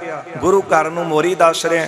ਸਾਡੇ ਸਿੱਖ ਨਿਮਰਤਾ ਵਾਲੇ ਨੇ, ਸਾਨੂੰ ਉਹਦਾ ਰਿਸ਼ਤਾ ਪ੍ਰਵਾਨ ਹੈ ਸਿੱਖ ਦੀ ਧੀ ਦਾ, ਜਿਹੜਾ ਨਿਮਰਤਾ ਦੇ ਨਾਲ ਹੁਣ ਜਿਹੜੇ ਰਿਸ਼ਤੇ ਗੁਰੂ ਸਾਹਿਬ ਲਈ, ਗੁਰੂ ਹਰਗੋਬਿੰਦ ਸਾਹਿਬ ਲਈ ਹਾਜ਼ਰ ਕੀਤੇ ਸਿੱਖਾਂ ਨੇ, ਉਹ ਬਹੁਤ ਵੱਡੇ ਕੋਈ ਜਗੀਰਦਾਰ ਨਹੀਂ ਸਨ, ਪਰ ਗੁਰੂ ਕੇ ਸਿੱਖ ਸਨ। ਮਨ ਵਿੱਚ ਉਹਨਾਂ ਦੇ ਨਿਮਰਤਾ ਤੇ ਗੁਰੂ ਘਰ ਪ੍ਰਤੀ ਪ੍ਰੇਮ ਅਥਾਹ ਸ਼ਰਧਾ ਸੀ। ਉਹਨਾਂ ਦਾ ਪ੍ਰਵਾਨ ਕਰ ਲਿਆ। ਇਹ ਆਪਣੇ ਆਪ ਨੂੰ ਹਉਮੈ ਦੇ ਵਿੱਚ ਕਹਿੰਦਾ ਮੈਂ ਚੁਬਾਰਾ। ਮਹਾਰਾਜ ਕਹਿੰਦੇ ਫਿਰ ਚੁਬਾਰੇ ਦਾ ਮੇਲ ਚੁਬਾਰੇ ਨਾਲ ਹੁੰਦਾ ਹੈ। ਤਬ ਪੀ ਕਹਿਓ ਅਬੈ ਪੀ ਕਹੈ, ਉਦੋਂ ਵੀ ਅਸੀਂ ਕਿਹਾ ਸੀ, ਹੁਣ ਵੀ ਅਸੀਂ ਕਹਿੰਨੇ ਆ। ਸਮ ਸੋ ਮਿਲਨ ਭਲੋ ਸਭ ਲਹੈ, ਆਪਣੇ ਬਰਾਬਰ ਦੇ ਨਾਲ ਮੇਲ ਚੰਗਾ ਰਹਿੰਦਾ ਹੈ। ਇਹ ਸਾਰੇ ਲੋਕ ਕਹਿੰਦੇ ਨੇ ਕਿ ਬਰਾਬਰ ਦੇ ਨਾਲ ਮੇਲ ਰੱਖਣਾ ਚਾਹੀਦਾ ਹੈ। ਅੰਤਰ ਬਹੁਤ ਹਮਾਰ ਤੁਮਾਰਾ, ਸਾਡੇ ਅਤੇ ਤੇਰੇ 'ਚ ਬਹੁਤ ਵੱਡਾ ਅੰਤਰ ਹੈ ਨਾ। ਅੰਤਰ ਕਾਹਦਾ ਹੈ? ਕਿਉਂਕਿ ਗੁਰੂ ਘਰ ਤੇ ਮਹਾਨ ਹੈ, ਉਦੋਂ ਵੀ ਮਹਾਨ ਸੀ, ਅੱਜ ਵੀ ਮਹਾਨ ਹੈ, ਰਹਿੰਦੀ ਦੁਨੀਆ ਤੱਕ ਸਿੱਧਾ ਹੋਣੀ ਹੈ। ਪਰ ਇਹ ਹੰਕਾਰ ਕਰਕੇ ਆਪਣੇ ਆਪ 'ਚ ਵੱਡਾ ਬਣਿਆ ਸੀ। ਮਹਾਰਾਜ ਕਹਿੰਦੇ ਇਸ ਕਰਕੇ ਬਰਾਬਰ ਦੇ ਨਾਲ ਮੇਲ ਹੁੰਦਾ ਹੈ। ਕਿਤ ਮੋਰੀ ਕਿਤ ਹੋਤ ਚੁਬਾਰਾ, ਸਾਡਾ ਤੇ ਤੁਹਾਡਾ ਬਹੁਤ ਅੰਤਰ ਹੈ। ਮੋਰੀ ਕਿਤੇ ਚੁਬਾਰਾ ਕਿਤੇ ਹੈ। ਕਹਿਓ ਨਾ ਕੂਕਰ ਜੇ ਤੈ ਲਹਿਓ, ਹਾਂ, ਜੇ ਅਸੀਂ ਕੁੱਕਰ ਕਿਹਾ ਨਹੀਂ, ਤੈਨੂੰ ਕੁੱਤਾ ਨਹੀਂ ਕਿਹਾ। ਕਿਉਂਕਿ ਗੁਰੂ ਅਰਜਨ ਦੇਵ ਸਾਹਿਬ ਮਹਾਰਾਜ ਤਾਂ ਮਿੱਠ ਬੋਲੜੇ ਨੇ। ਹਰ ਸੱਜਣ ਸੁਆਮੀ ਜੀ ਹਉ ਸੰਮਲ ਥਕੀ ਜੀ, ਉਹ ਕਦੇ ਨਾ ਬੋਲੇ ਕੌੜਾ। ਕੌੜਾ ਬੋਲ ਨਾ ਜਾਣੇ, ਉਹ ਤਾਂ ਜਾਣਦੇ ਨਹੀਂ ਕੌੜਾ ਬੋਲਣਾ। ਪੂਰਨ ਭਗਵਾਨ ਹੈ ਔਗਣ ਕੋ ਨਾ ਚਿਤਾਰੇ। ਮਹਾਰਾਜ ਕਹਿੰਦੇ ਅਸੀਂ ਤੈਨੂੰ ਕੁੱਤਾ ਨਹੀਂ ਕਿਹਾ, ਪਰ ਜੇ ਫਿਰ ਵੀ ਤੂੰ ਆਪਣੇ ਆਪ ਨੂੰ ਮੰਨਿਆ ਹੈ। ਜੇ ਨਾ ਕਹਿਓ ਤਉ ਪੀ ਅਬ ਕਹਿਓ, ਅਸੀਂ ਕਿਹਾ ਤੇ ਨਹੀਂ ਹੈ, ਪਰ ਫਿਰ ਤੂੰ ਆਪਣੇ ਆਪ ਨੂੰ ਸਮਝ ਰਿਹਾ ਹੈ। ਸਿੱਖ ਨੇ ਵੀ ਗ੍ਰਹਿ ਕਹਿਓ ਰਮਹੁ ਕਹਿ ਤਦਾ, ਕਿਆ ਇੱਕ ਸਿੱਖ ਨੇ ਸੀ। ਇਹ ਚੰਦੂ ਪ੍ਰਤੀ ਨਾ ਕੁੱਤਾ ਸ਼ਬਦ ਸਿੱਖ ਨੇ ਵਰਤਿਆ ਸੀ। ਮਹਾਰਾਜ ਕਹਿੰਦੇ ਜੇ ਸਾਡੇ ਕਿਸੇ ਸਿੱਖ ਨੇ ਤੇਰੇ ਲਈ ਸ਼ਬਦ ਵਰਤਿਆ ਹੈ, ਸਿੱਖ ਹਮ ਏਕ ਰੂਪ ਹੈ ਸਦਾ, ਫਿਰ ਗੁਰੂ ਤੇ ਸਿੱਖ ਇੱਕ ਹੀ ਰੂਪ ਨੇ। ਜੇ ਤੇਰੀਆਂ ਕਰਤੂਤਾਂ ਵੇਖ ਕੇ ਕਿਸੇ ਸਿੱਖ ਨੇ ਕਹਿ ਦਿੱਤਾ ਕਿ ਤੇਰੇ ਕਰਮ ਐਸੇ ਨੇ, ਤੇ ਫਿਰ ਮਹਾਰਾਜ ਕਹਿੰਦੇ ਸਿੱਖ ਵਿੱਚ ਤੇ ਗੁਰੂ ਵਿੱਚ ਅੰਤਰ ਨਹੀਂ ਹੈ। ਸੁਨ ਮਨ ਜਰਿਓ ਜਰਿਓ ਨਹਿ ਬੈਨ, ਇਹ ਬਚਨ ਸੁਣ ਕੇ ਮਨ ਦੇ ਵਿੱਚ ਨਾ ਜਰਿਆ ਤੇ ਸੜ ਬਲ ਗਿਆ। ਕਰੂਰ ਪਸਾਰੇ ਲਾਲ ਜੇ ਨੈਣ, ਆਪਣੀਆਂ ਅੱਖਾਂ ਚੰਦੂ ਨੇ ਲਾਲ ਕਰ ਲਈਆਂ ਗੁੱਸੇ ਦੇ ਵਿੱਚ। ਨਿਕਟ ਬੁਲਾਏ ਆਪਨ ਸਿਪਾਹੀ, ਆਪਣੇ ਜਿਹੜੇ ਸਿਪਾਹੀ ਸਨ ਚੰਦੂ ਨੇ ਕੋਲ ਬੁਲਾ ਲਏ। ਜਲ ਭੋਜਨ ਪਹੁੰਚਣ ਦੇ ਨਾਹੀ, ਕਹਿਣ ਲੱਗਾ ਸਿਪਾਹੀਆਂ ਨੂੰ, ਕਹਿੰਦਾ ਇਹਨਾਂ ਕੋਲ ਜਲ ਅਤੇ ਭੋਜਨ। ਸਭ ਤੋਂ ਪਹਿਲੇ ਦਿਨ ਇਹਨੇ ਇਸੇ ਤਰ੍ਹਾਂ ਹੀ ਕੀਤਾ, ਕਿਉਂਕਿ ਇਹ ਵੀ ਬਹੁਤ ਵੱਡੀ ਕਿਸੇ ਨੂੰ ਜੇ ਸਜ਼ਾ ਦੇਣੀ ਹੋਵੇ ਤੇ ਭੁੱਖੇ ਰੱਖ ਦੋ। ਪਰ ਇਹ ਬਚਨ ਗੁਰੂ ਅਰਜਨ ਦੇਵ ਸਾਹਿਬ ਜੀ ਨੂੰ ਪਿਤਾ ਗੁਰੂ ਰਾਮਦਾਸ ਜੀ ਨੇ ਪਹਿਲੋਂ ਹੀ ਪੜ੍ਹਾਏ ਨੇ। ਜੇ ਸੁਖ ਦੇ ਤਾਂ ਤੁਝੇ ਅਰਾਧੀ, ਦੁੱਖ ਭੀ ਤੁਝੇ ਧਿਆਈ। ਜੇ ਭੁੱਖ ਦੇ ਤਾਂ ਇਤ ਹੀ ਰਾਜਾ, ਦੁੱਖ ਵਿੱਚ ਸੁਖ ਮਨਾਈ। ਤਨ ਮਨ ਕਾਟ ਕਾਟ ਸਭ ਅਰਪੀ, ਵਿੱਚ ਅਗਨੀ ਆਪ ਜਲਾਈ। ਨਾਨਕ ਗਰੀਬ ਟੈ ਪਿਆ ਦੁਆਰੇ, ਹਰ ਮੇਲ ਲੈਹੋ ਵਡਿਆ। ਜਿਨ੍ਹਾਂ ਦੇ ਪਿਤਾ ਨੇ ਪਹਿਲਾਂ ਹੀ ਪੜ੍ਹਾਈ ਕਰਾਈ ਹੋਵੇ, ਉਹਨਾਂ ਨੂੰ ਭੁੱਖ ਦਾ ਦੁੱਖ ਉਹਨਾਂ ਸਾਹਮਣੇ ਕੀ ਸੀ। ਇਸੇ ਤਰ੍ਹਾਂ ਗੁਰੂ ਅਰਜਨ ਦੇਵ ਸਾਹਿਬ ਮਹਾਰਾਜ ਜੀ ਨੇ ਆਪਣੇ ਤਨ ਤੇ ਇਹ ਹੰਡਾਇਆ ਕਿ ਲੋਕ ਕੱਲਾ ਇਹੋ ਹੀ ਨਾ ਕਹਿਣ ਕਿ ਜੀ ਬਚਨ ਕਹਿ ਦਿੱਤੇ ਸਨ, ਕਮਾਉਣਾ ਪਵੇ ਫਿਰ ਪਤਾ ਲੱਗਦਾ ਹੈ। ਪਰ ਗੁਰੂ ਸਾਹਿਬ ਨੇ ਆਪਣੇ ਤਨ ਤੇ ਸਭ ਕੁਝ ਹੰਡਾ ਕੇ ਦੱਸਿਆ। ਬਾਦਸ਼ਾਹ ਚੰਦੂ ਆਪਣੇ ਸਿਪਾਹੀਆਂ ਨੂੰ ਕਹਿੰਦਾ ਨਾ ਇਹਨਾਂ ਨੂੰ ਅੱਜ ਖਾਣ ਨੂੰ ਭੋਜਨ, ਨਾ ਪੀਣ ਨੂੰ ਪਾਣੀ ਦੇਣਾ ਹੈ। ਜਬ ਲਾਗੇਗੀ ਤ੍ਰਿਖਾ ਮਹਾਨੀ, ਜਦੋਂ ਇਹਨਾਂ ਨੂੰ ਪਿਆਸ ਲੱਗੇਗੀ ਬਹੁਤੀ ਜ਼ਿਆਦੀ, ਦੇ ਗਿਨ ਲਾਖ ਦੇਹੋ ਤਬ ਪਾਣੀ। ਫਿਰ ਇਹਨਾਂ ਤੋਂ 1 ਲੱਖ ਰੁਪਇਆ ਜੁਰਮਾਨਾ ਮੰਗਣਾ। ਕਹਿਣਾ ਪੀਣ ਵਾਸਤੇ ਵੀ ਤੁਹਾਡੇ ਕੋਲ ਕਿਹੜਾ ਪੈਸੇ ਦੀ ਕਮੀ ਹੈ, ਤੇ ਸੱਚਮੁੱਚ ਹੈ ਵੀ ਨਹੀਂ ਸੀ। ਪਰ ਗੁਰੂ ਸਾਹਿਬ ਮਹਾਰਾਜ ਸੱਚੇ ਪਾਤਸ਼ਾਹ ਜੀ ਨੇ ਇਹ ਸਾਰਾ ਕੁਝ ਆਪਣੇ ਤਨ ਤੇ ਹੰਡਾਉਣਾ, ਹੰਡਾ ਕੇ ਫਿਰ ਦੱਸਣਾ ਹੈ ਕਿ ਸਿੱਖ ਭਾਣਾ ਜਦੋਂ ਮੰਨਣ ਦੀ ਗੱਲ ਆਉਂਦੀ ਹੈ ਨਾ, ਤੇ ਗੁਰੂ ਅਰਜਨ ਦੇਵ ਸਾਹਿਬ ਸੱਚੇ ਪਾਤਸ਼ਾਹ ਦੀ ਤਸਵੀਰ ਸਾਹਮਣੇ ਆਉਂਦੀ, ਜਿਹਦੇ ਸੀਸ ਤੇ ਕਦੇ ਸੀ ਕਲਸ ਝੁੱਲਦੇ, ਗਰਮ ਬਾਲੂ ਦੇ ਕੜਛੇ ਉਪਵਾਰਿਆ ਸੀ। ਕਈ ਪਹਿਰ ਅੰਗਿਆਰਾਂ ਦੀ ਸੇਜ ਬਹਿ ਕੇ ਸ਼ਾਂਤਮਈ ਦੇ ਪੂਰ ਨੇ ਪਾਰਿਆ ਸੀ। ਸੀਨਾ ਜੱਗ ਦਾ ਤਪਦਾ ਠਾਰਨੇ ਨੂੰ, ਤਨ ਆਪਣਾ ਸਾੜ ਵਿਖਾਰਿਆ ਸੀ। ਖਾ ਕੇ ਵਿੱਚ ਦੇਖਦੇ ਉਬਾਲਿਆਂ ਨੂੰ, ਫਿਰ ਵੀ ਸਤਨਾਮ ਵਾਹਿਗੁਰੂ ਉਗਾਰਿਆ ਸੀ। ਕਹਿਣਾ ਸੌਖਾ, ਸੁਣਨਾ ਵੀ ਬਹੁਤ ਸੌਖਾ। ਗੱਲ ਔਖੀ ਅਮਲ ਕਮਾਉਣ ਵਾਲੀ, ਉਹ ਤਾਂ ਆਤਮਾ ਹੀ ਕੇਵਲ ਰੱਬ ਦੀ ਸੀ। ਤਤੀ ਤਵੀ ਤੇ ਵੀ ਸੁਖਮਨੀ ਗਾਉਣ ਵਾਲੀ। ਗੁਰੂ ਅਰਜਨ ਦੇਵ ਸਾਹਿਬ ਸੱਚੇ ਪਾਤਸ਼ਾਹ ਬਾਰੇ ਕਹਿਣ ਲੱਗਾ, ਕਹਿੰਦਾ ਇਹਨਾਂ ਨੂੰ ਜੇ ਪਾਣੀ ਮੰਗਣ 1 ਲੱਖ ਰੁਪਇਆ ਜੁਰਮਾਨਾ ਲਿਓ। ਵਿਆਕੁਲ ਹੋਏ ਸ਼ੁਦਤ ਬਹੁ ਜਬੈ, ਜਦੋਂ ਬਹੁਤੀ ਭੁੱਖ ਲੱਗੇਗੀ, ਭੁੱਖ ਦੇ ਦੁੱਖ ਕਰਕੇ ਲੇਹੋ ਲਾਖ ਦੇਹੋ ਭੋਜਨ ਤਬੈ। ਫਿਰ 1 ਲੱਖ ਰੁਪਏ ਜੁਰਮਾਨੇ ਦੀ ਗੱਲ ਕਰਿਓ, ਫਿਰ ਇਹਨਾਂ ਨੂੰ ਭੋਜਨ ਦਿਓ ਖਾਣ ਨੂੰ। ਨਿੰਦਰਾ ਤੇ ਜਬ ਸੁਪਤਨ ਚਾਹੈ, ਜਦੋਂ ਰਾਤ ਨੂੰ ਨੀਂਦ ਆਵੇ ਸੌਣ ਲੱਗਣ, ਦੇਹ ਲਾਖ ਤਉ ਸੋਵਨ ਲਹੈ। 1 ਲੱਖ ਰੁਪਇਆ ਜੁਰਮਾਨਾ ਉਦੋਂ ਲਾ ਦਿਓ, ਤੇ ਫਿਰ ਕਹਿਣਾ ਸੌਣਾ ਤੁਸੀਂ ਪਹਿਲਾਂ ਸਾਰੇ ਜੁਰਮਾਨੇ ਭਰੋ। ਇਸਕੇ ਮਨ ਮਹਿ ਅਤ ਹੰਕਾਰ, ਇਸ ਚੰਦੂ ਪਾਪੀ ਦੇ ਮਨ ਵਿੱਚ ਬਹੁਤਾ ਹੰਕਾਰ ਹੈ। ਨਿਮਹਿ ਨਹੀਂ ਅਬ ਕਰੋ ਸੰਘਾਰ। ਗੁਰੂ ਸਾਹਿਬ ਪ੍ਰਤੀ ਇਹ ਸ਼ਬਦ ਕਹਿੰਦਾ ਸਿਪਾਹੀਆਂ ਨੂੰ, ਕਹਿੰਦਾ ਹੰਕਾਰੀ ਨੇ ਇਹ ਨਿਵਦੇ ਨਹੀਂ, ਮੈਂ ਇਹਨਾਂ ਨੂੰ ਦੇਖਾਂਗਾ ਕਿ ਨਿਵਦੇ ਕਿਸ ਤਰ੍ਹਾਂ ਨੇ। ਪਰ ਅਸਲ ਵਿੱਚ ਇਹ ਹੰਕਾਰ ਨਹੀਂ, ਹੰਕਾਰ ਤੇ ਚੰਦੂ ਦੇ ਅੰਦਰ ਸੀ। ਇਹ ਤਾਂ ਉਹ ਹੱਠ ਹੈ ਜਿਨ੍ਹਾਂ ਨੂੰ ਆਪਾਂ ਰੋਜ਼ ਯਾਦ ਕਰਦੇ ਹਾਂ ਅਰਦਾਸ ਵਿੱਚ, ਹੱਠੀਆਂ ਜਪੀਆਂ ਤਪੀਆਂ, ਜਿਨ੍ਹਾਂ ਨੇ ਧਰਮ ਕਮਾਉਣ ਵਾਸਤੇ ਹੱਠ ਧਾਰੇ, ਆਪਣੇ ਸਵਾਰਥ ਲਈ ਨਹੀਂ। ਕਹਿਣ ਲੱਗੇ ਹੰਕਾਰੀ ਨੇ ਇਸ ਤਰ੍ਹਾਂ ਨਹੀਂ ਨਿਭਦੇ, ਮੈਂ ਦੇਖਾਂਗਾ ਕਿਸ ਤਰ੍ਹਾਂ ਮੰਨਦੇ ਨਹੀਂ ਹਨ। ਏਕ ਬਾਤ ਕੋ ਨਿਹਚੈ ਮਾਨ, ਇੱਕ ਗੱਲ ਨੂੰ ਚੰਗੀ ਤਰ੍ਹਾਂ ਮੰਨ ਲਓ, ਕੈ ਲਖ ਲੇਹੋ ਨਾਤਾ ਦੇਹੁ ਪ੍ਰਾਨ। ਜਾਂ ਤੇ ਪੈਸੇ ਦਓ ਜਾਂ ਫਿਰ ਧੀ ਦਾ ਰਿਸ਼ਤਾ ਦੇਵੋ। ਸੁਨ ਸਤਿਗੁਰ ਤਬ ਬਾਕ ਅਲਾਵੈ, ਜਾਂ ਮੇਰੀ ਧੀ ਦਾ ਰਿਸ਼ਤਾ ਮੰਨ ਲਓ ਤੇ ਜਾਂ ਫਿਰ ਜੁਰਮਾਨਾ ਭਰੋ। ਸੁਣ ਕੇ ਚੰਦੂ ਤੋਂ ਗੁਰੂ ਅਰਜਨ ਦੇਵ ਸਾਹਿਬ ਕਹਿਣ ਲੱਗੇ, ਅਬ ਤੇ ਸੁਪਤ ਨਾ ਪੀ ਨਾ ਖਾਵੈ। ਗੁਰੂ ਅਰਜਨ ਦੇਵ ਸਾਹਿਬ ਸੱਚੇ ਪਾਤਸ਼ਾਹ ਜੀ ਦੇ ਪ੍ਰਤੀ ਮਹਾਰਾਜ ਸੁਣ ਕੇ ਕਹਿੰਦੇ ਕਿ ਅਸੀਂ ਹੁਣ ਤੋਂ ਹੀ ਨਾ ਸੌਵਾਂਗੇ, ਨਾ ਕੁਝ ਖਾਵਾਂਗੇ, ਨਾ ਕੁਝ ਪੀਵਾਂਗੇ, ਬੈਠੇ ਰਹੈ ਏਕ ਹੀ ਥਾਨ। ਅਸੀਂ ਇੱਕੋ ਥਾਂ ਦੇ ਉੱਤੇ ਬੈਠੇ ਰਹਾਂਗੇ। ਕਰਹੁ ਜਥਾ ਕਰਬੇ ਮਨ ਜਾਨ, ਜਿਸ ਤਰ੍ਹਾਂ ਤੇਰੇ ਮਨ ਨੂੰ ਚੰਗਾ ਲੱਗਦਾ ਉਸੇ ਤਰ੍ਹਾਂ ਕਰ ਲੈ। ਜਿਨ੍ਹਾਂ ਨੇ ਦੇਸ਼ ਕੌਮ ਦੀ ਸੇਵਾ ਵਿੱਚ ਪੈਰ ਪਾਇਆ ਉਹਨਾਂ ਲੱਖਾਂ ਮੁਸੀਬਤਾਂ ਝੱਲੀਆਂ, ਪਰ ਇਹਦੀ ਤਿਆਰੀ ਵੀ ਉਹਨਾਂ ਕਮਾਈ ਵਾਲਿਆਂ ਨੇ ਪਹਿਲਾਂ ਕੀਤੀ ਹੁੰਦੀ ਹੈ ਜੀ। ਜਿਸ ਤਰ੍ਹਾਂ ਸੰਤ ਬਾਬਾ ਜਰਨੈਲ ਸਿੰਘ ਖਾਲਸਾ ਪਿੰਡਰਾਂ ਵਾਲੇ ਪਹਿਲਾਂ ਹੱਠ ਜੋਗ ਕਮਾਇਆ, ਤਪ ਵੀ ਕੀਤਾ ਤੇ ਭੁੱਖਿਆਂ ਰਹਿ ਕੇ ਵੀ ਜਿਹੜਾ ਸੀ ਉਹ ਤਪ ਕੀਤਾ, ਭਗਤੀ ਕੀਤੀ।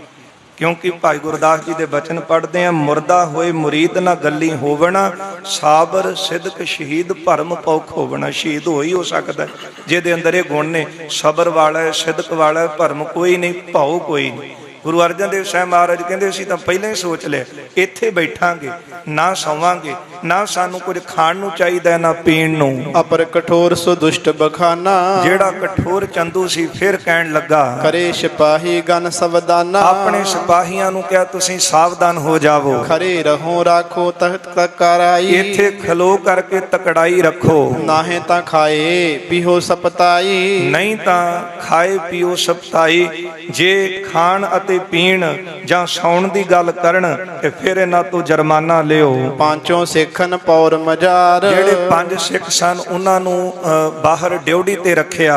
ਕੈਦ ਕਰੋ ਰਸ ਦਿਨ ਕੋ ਡਾਰ, ਕਹਿਣ ਲੱਗਾ ਇਹਨਾਂ 5 ਨੂੰ ਵੀ ਰੱਸੇ ਪਾ ਕੇ ਕੈਦ ਵਿੱਚ ਪਾ ਦਿਓ। ਇਸ ਕੇ ਪਾਸ ਨਾ ਆਵਨ ਦੀਜੋ, ਇਹ 5 ਨੂੰ ਇਹਨਾਂ ਦੇ ਕੋਲ ਨਾ ਆਉਣ ਦਿਓ। ਬਾਤ ਬਖਾਨੈ ਕੋਏ ਨਾ ਬੀਜੋ, ਨਾ ਹੀ ਇਹਨਾਂ ਦੇ ਕੋਲ ਆ ਕੇ ਇਹਨਾਂ ਨੂੰ ਕੋਈ ਗੱਲ ਕਰਨ ਦਿਓ। ਰੱਖੋ ਇਕਾਕੀ ਇਹਾਂ ਬਿਠਾਏ, ਇਹਨਾਂ ਨੂੰ ਇੱਥੇ ਬਿਠਾ ਕਰਕੇ ਰੱਖੋ ਕੱਲਿਆਂ ਨੂੰ। ਖਰੋ ਰਹੇ ਇੱਕ ਨਰ ਇਸ ਥਾਏ, ਇੱਕ ਬੰਦਾ ਖਲੋਤਾ ਰਹੇ ਇਹਨਾਂ ਦੇ ਕੋਲ। ਉੱਠਨੇ ਦੇਹੋ ਨਾ ਪੌੜਨ ਦੇਹੋ, ਨਾ ਗੁਰੂ ਸਾਹਿਬ ਨੂੰ ਕਹਿਣ ਲੱਗਾ ਇਹਨਾਂ ਨੂੰ ਸੌਣ ਦੇਣਾ ਤੇ ਨਾ ਹੀ ਕੁਝ ਖਾਣ ਦੇਣਾ ਹੈ। ਬੋਲਣ ਦੇਹੋ ਨਾ ਦੇਖੋ ਇਹੋ, ਨਾ ਕਿਸੇ ਨਾਲ ਬੋਲਣ ਦੇਣਾ ਤੇ ਨਾ ਹੀ ਇਹਨਾਂ ਨੂੰ ਇੱਧਰ ਉੱਧਰ ਦੇਖਣ ਦੇਣਾ ਹੈ। ਤਿਮ ਕੈ ਸਦਨ ਬਰਿਓ ਨਿਜ ਜਾਏ, ਇਸ ਤਰ੍ਹਾਂ ਕਹਿ ਕੇ ਚੰਦੂ ਜਿਹੜਾ ਸੀ ਆਪਣੇ ਘਰ ਨੂੰ ਚਲਾ ਗਿਆ। ਮਹਾ ਦੁਸ਼ਟ ਬੜ ਖੋਟ ਉਪਾਏ, ਵੱਡਾ ਦੁਸ਼ਟ ਸੀ, ਬੜਾ ਖੋਟਾ ਇਹਨੇ ਯਤਨ ਕੀਤਾ ਸੀ। ਸੋ ਦਿਨ ਬੀਤ ਗਇਓ ਨਿਸ ਬੀਤੇ, ਉਹ ਦਿਨ ਬੀਤ ਗਿਆ, ਰਾਤ ਬਤੀਤ ਹੋਈ ਹੈ। ਖਾਨ ਪਾਨ ਬਿਨ ਸਤਿਗੁਰ ਰੀਤੇ, ਗੁਰੂ ਅਰਜਨ ਦੇਵ ਸਾਹਿਬ ਜੀ ਕੁਝ ਵੀ ਮਹਾਰਾਜ ਨੇ ਨਾ ਛਕਿਆ, ਨਾ ਭੋਜਨ ਖਾਦਾ, ਨਾ ਪਾਣੀ ਪੀਤਾ। ਸਿੱਖਨ ਮਹਿ ਰੌਰਾ ਪਰ ਗਇਓ, ਸਿੱਖਾਂ ਦੇ ਵਿੱਚ ਇਸ ਗੱਲ ਦਾ ਰੌਲਾ ਪੈ ਗਿਆ। ਗੁਰ ਕਿਤ ਗਏ ਨਾ ਸੁਧ ਕੋ ਪਈਓ, ਜਿਹੜੀਆਂ ਲਾਹੌਰ ਦੀਆਂ ਸੰਗਤਾਂ ਸੀ ਉਹਨਾਂ ਨੇ ਇੱਕ ਦੂਜੇ ਤੋਂ ਪੁੱਛਣਾ ਸ਼ੁਰੂ ਕੀਤਾ ਕਿ ਗੁਰੂ ਸਾਹਿਬ ਦੇ ਦਰਸ਼ਨ ਕੀਤੇ ਆ?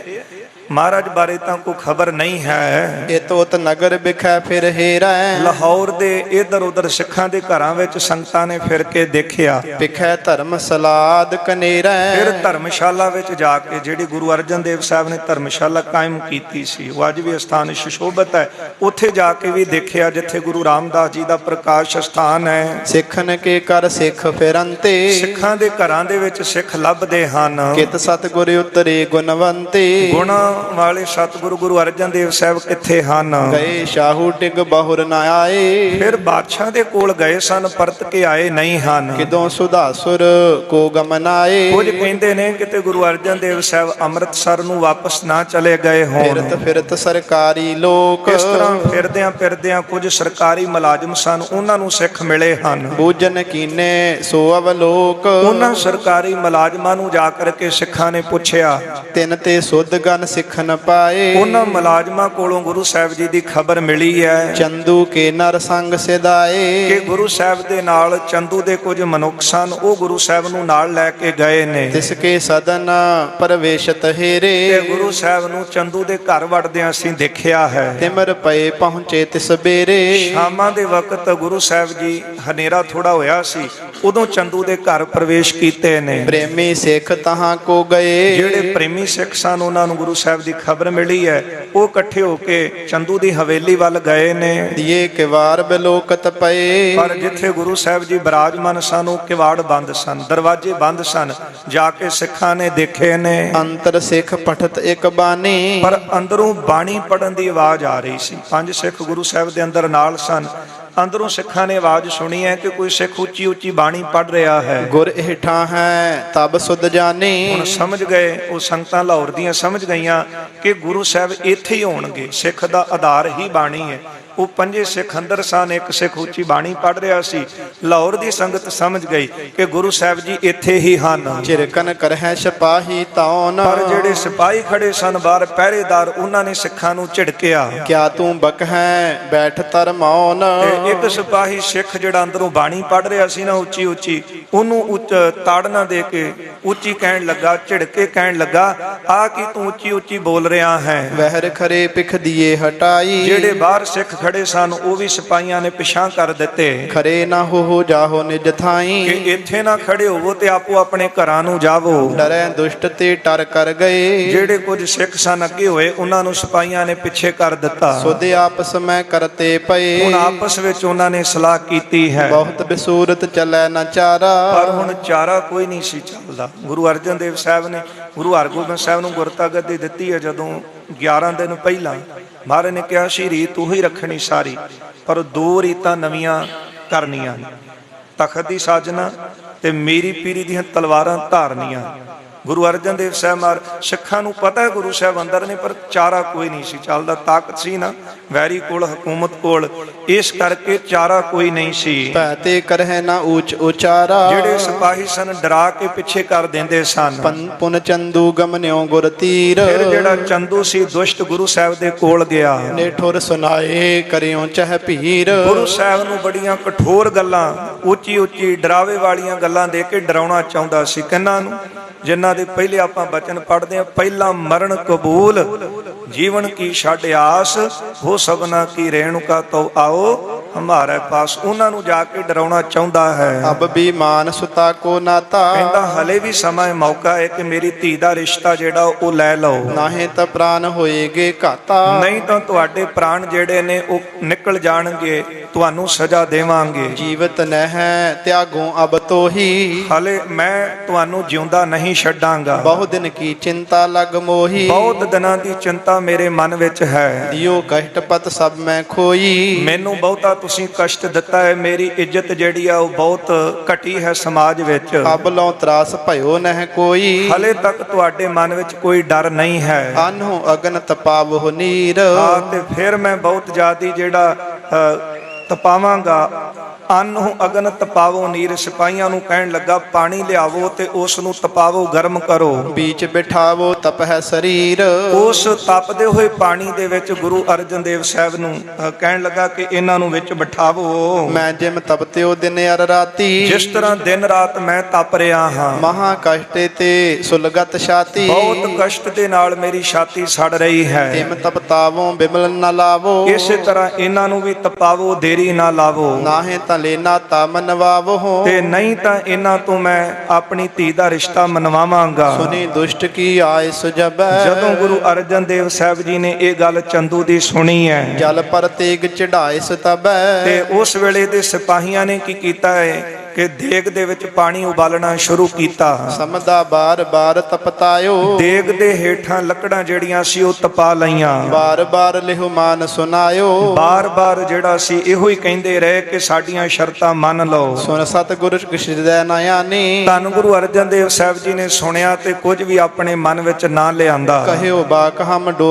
ਕੋ ਡਰ ਪਾਵੈ। ਗੁਰੂ ਅਰਜਨ ਦੇਵ ਸਾਹਿਬ ਕਹਿਣ ਲੱਗੇ ਤੂੰ ਸਾਨੂੰ ਡਰਾਉਣਾ ਚਾਹੁੰਦਾ ਹੈ। ਜਿਸ ਪੂਰਬ ਤਿਮਹੀ ਬਨ ਆਵੈ। ਜਿਸ ਤਰ੍ਹਾਂ ਪੂਰਬ ਲਿਖਿਆ ਹੈ ਉਸੇ ਤਰ੍ਹਾਂ ਹੀ ਬਣ ਆਉਂਦਾ ਹੈ। ਨਹਿ ਤੁਮ ਦੁਹਤਾ ਲੇ ਕਬ ਨਾਤਾ, ਅਸੀਂ ਤੇਰੀ ਧੀ ਦਾ ਰਿਸ਼ਤਾ ਕਦੇ ਨਹੀਂ ਲਵਾਂਗੇ। ਚਿਤ ਜੇ ਚਾਹਤ ਪ੍ਰਾਨ ਕਰ ਘਾਤਾ, ਜੇ ਤੂੰ ਚਿੱਤ ਵਿੱਚ ਚਾਹੁੰਦਾ ਹੈ ਸਾਡੇ ਪ੍ਰਾਣ ਨਾਸ਼ ਕਰਨੇ ਤੇ ਉਹ ਤੂੰ ਆਪਣੀ ਇੱਛਾ ਪੂਰੀ ਕਰ ਲੈ। ਜਿਤੀ ਅਵਗਿਆ ਕਰੈ ਦੁਖਾਵੈ, ਜਿੰਨੀ ਤੂੰ ਅਵਗਿਆ ਕਰਕੇ ਦੁੱਖ ਦਵੇਂਗਾ ਤਿਤੋ ਅੰਤ ਦੁਖ ਲਹਿ ਪਛਤਾਵੈ। ਅੰਤ ਨੂੰ ਜੋ ਕਰੇਗਾ ਬੰਦਾ ਉਹ ਭਰਨਾ ਵੀ ਪੈਂਦਾ ਹੈ, ਅੰਤ ਨੂੰ ਓਨਾ ਹੀ ਦੁਖੀ ਹੋਵੇਗਾ। ਕ੍ਰੋਧ ਬਸੀ ਹੋਏ ਜਿਮ ਕਰ ਕਰ ਅਗ ਕਰਤਾ, ਜੇ ਕ੍ਰੋਧ ਵਸ਼ੀ ਹੋ ਕਰਕੇ ਪਾਪ ਕਮਾਵੇਂਗਾ ਪਰ ਹੈ ਨਰਕ ਜਮ ਫਾਸੀ ਤਰਤਾ। ਬਾਅਦ ਵਿੱਚ ਜਮਾਂ ਦੀ ਫਾਹੀ ਪਵੇਗੀ, ਨਰਕਾਂ ਦਾ ਭਾਗੀ ਬਣੇਗਾ। ਕਹਿ ਚੰਦੂ ਅਬ ਗਿਆਨ ਸੁਨਾਵਤ, ਚੰਦੂ ਕਹਿਣ ਲੱਗਾ ਗੁਰੂ ਅਰਜਨ ਦੇਵ ਸਾਹਿਬ ਨੂੰ, ਕਹਿੰਦਾ ਮੈਨੂੰ ਗਿਆਨ ਦੀਆਂ ਗੱਲਾਂ ਸੁਣਾਉਂਦੇ ਹੋ। ਕੂਕਰ ਕਹਿਓ ਨਾ ਤਬ ਡਰ ਪਾਵਤ, ਜਦੋਂ ਮੈਨੂੰ ਕੁੱਤਾ ਕਿਹਾ ਉਦੋਂ ਮਨ ਵਿੱਚ ਡਰ ਨਹੀਂ ਲੱਗਾ। ਇਸ ਕੋ ਫਲ ਅਬਲੇ ਹੋ ਮਹਾਨਾ, ਹੁਣ ਉਸ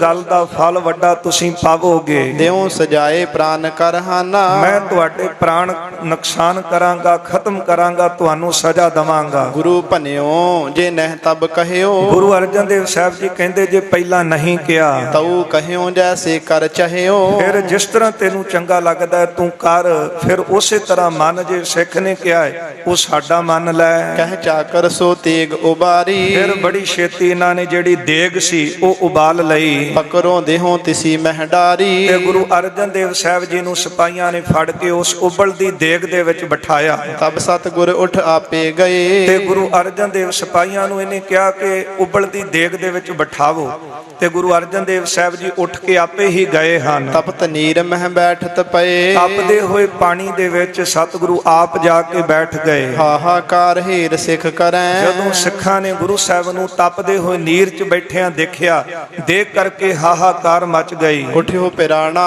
ਸ਼ਕਤ ਨਾ ਜਰੈ, ਭਾਈ ਪ੍ਰਾਣਾ ਜੀ ਉੱਠੇ ਨੇ, ਦੇਖ ਕੇ ਜਰ ਨਾ ਸਕੇ। ਗੁਰ ਦਿਸ ਚੱਲਿਓ ਕਿ ਲੋ ਉਬਾਰੀ। ਗੁਰੂ ਅਰਜਨ ਦੇਵ ਸਾਹਿਬ ਮਹਾਰਾਜ ਜੀ ਵੱਲ ਦੌੜੇ ਨੇ ਕਿ ਮੈਂ ਇਹਨਾਂ ਨੂੰ ਉਬਲਦੀ ਹੋਈ ਦੇਗ 'ਚ ਬਿਠਾ ਦਿੱਤਾ ਨਾ, ਮੈਂ ਉਬਲਦੇ ਹੋਏ ਪਾਣੀ 'ਚੋਂ ਇਹਨਾਂ ਨੂੰ ਬਾਹਰ ਕੱਢ ਲਵਾਂ। ਹਤੋਂ ਦੁਸ਼ਟ ਚੰਦੂ ਦੁਰਚਾਰੀ, ਪਰ ਜਿਹੜਾ ਚੰਦੂ ਸੀ ਦੁਸ਼ਟ ਬਹੁਤ ਵੱਡਾ। ਤਬ ਹੈ ਸਿਪਾਹੀ ਗਹਿ ਕਰ ਸੋਟਾ, ਆਪਣੇ ਸਿਪਾਹੀਆਂ ਨੂੰ ਇਸ਼ਾਰਾ ਕੀਤਾ ਤੇ ਸਿਪਾਹੀਆਂ ਨੇ ਉਸ ਵੇਲੇ ਹੱਥ ਵਿੱਚ ਸੋਟਾ ਲੈ ਕੇ ਦੋਇ ਤੈ ਹਤੈ ਜਾਤ ਕੋ ਹੋਟਾ। ਭਾਈ ਪ੍ਰਾਣਾ ਜੀ ਦੌੜ ਕੇ ਗੁਰੂ ਸਾਹਿਬ ਵੱਲ ਜਾ ਰਹੇ ਨੇ ਤੇ ਇਹਨਾਂ ਨੂੰ 2-3 ਸੋਟੇ ਮਾਰ ਕੇ ਰੋਕਿਆ ਹੈ। ਸਤਿਗੁਰ ਕਹਿਓ ਨਾ ਆਵੋ ਧੀਰ, ਗੁਰੂ ਅਰਜਨ ਦੇਵ ਸਾਹਿਬ ਜੀ ਨੇ ਇਸ਼ਾਰਾ ਕਰ ਦਿੱਤਾ ਭਾਈ ਪ੍ਰਾਣੇ ਨੂੰ। ਮਹਾਰਾਜ ਕਹਿੰਦੇ ਸਾਡੇ ਕੋਲ ਨਾ ਆ। ਪਰ ਹੈ ਦੁਸ਼ਟ ਜਬ ਖਾਰੇ ਨੀਰ, ਇਹ ਦੁਸ਼ਟਾਂ ਦੀ ਜੜ ਜਿਹੜੀ ਹੈ ਉਹ ਖਾਰੇ ਪਾਣੀ ਦੇ ਵਿੱਚ ਪੈ ਰਹੀ ਹੈ। ਹਮ ਤੋਂ ਤਜ ਹੈ ਆਪਣੇ ਪ੍ਰਾਨ, ਅਸੀਂ ਤਾਂ ਆਪਣੇ ਪ੍ਰਾਣ ਜਿਹੜੇ ਉਹ ਛੱਡ ਦੇਣੇ ਹਨ। ਇਹੋ ਸਾਸਨਾ ਤੁਮ ਕਿਉ ਆਨ, ਪਰ ਤੂੰ ਆਪਣੇ ਸਰੀਰ ਦੇ ਉੱਤੇ ਕਿਉਂ ਇੰਨਾ ਕਸ਼ਟ ਲੈ ਰਿਹਾ ਹੈ? ਖਰਿਓ ਦੁਰ ਕਰ ਜੋਰ ਪਿਰਾਣਾ, ਦੂਰ ਖਲੋਤਾ ਭਾਈ ਪ੍ਰਾਣਾ ਜੀ ਹੱਥ ਜੋੜ ਕੇ ਕਹਿਣ ਲੱਗਾ, ਸ਼ਕਤ ਦਿਖਾਵਨ ਹੇਤ ਵਖਾਣਾ। ਕਹਿਣ ਲੱਗਾ ਫਿਰ ਮਹਾਰਾਜ ਮੈਨੂੰ ਆਗਿਆ ਦਿਓ, ਮੈਂ ਜਿਹੜੀ ਸ਼ਕਤੀ ਹੈ ਉਹ ਦਿਖਾ ਸਕਾਂ।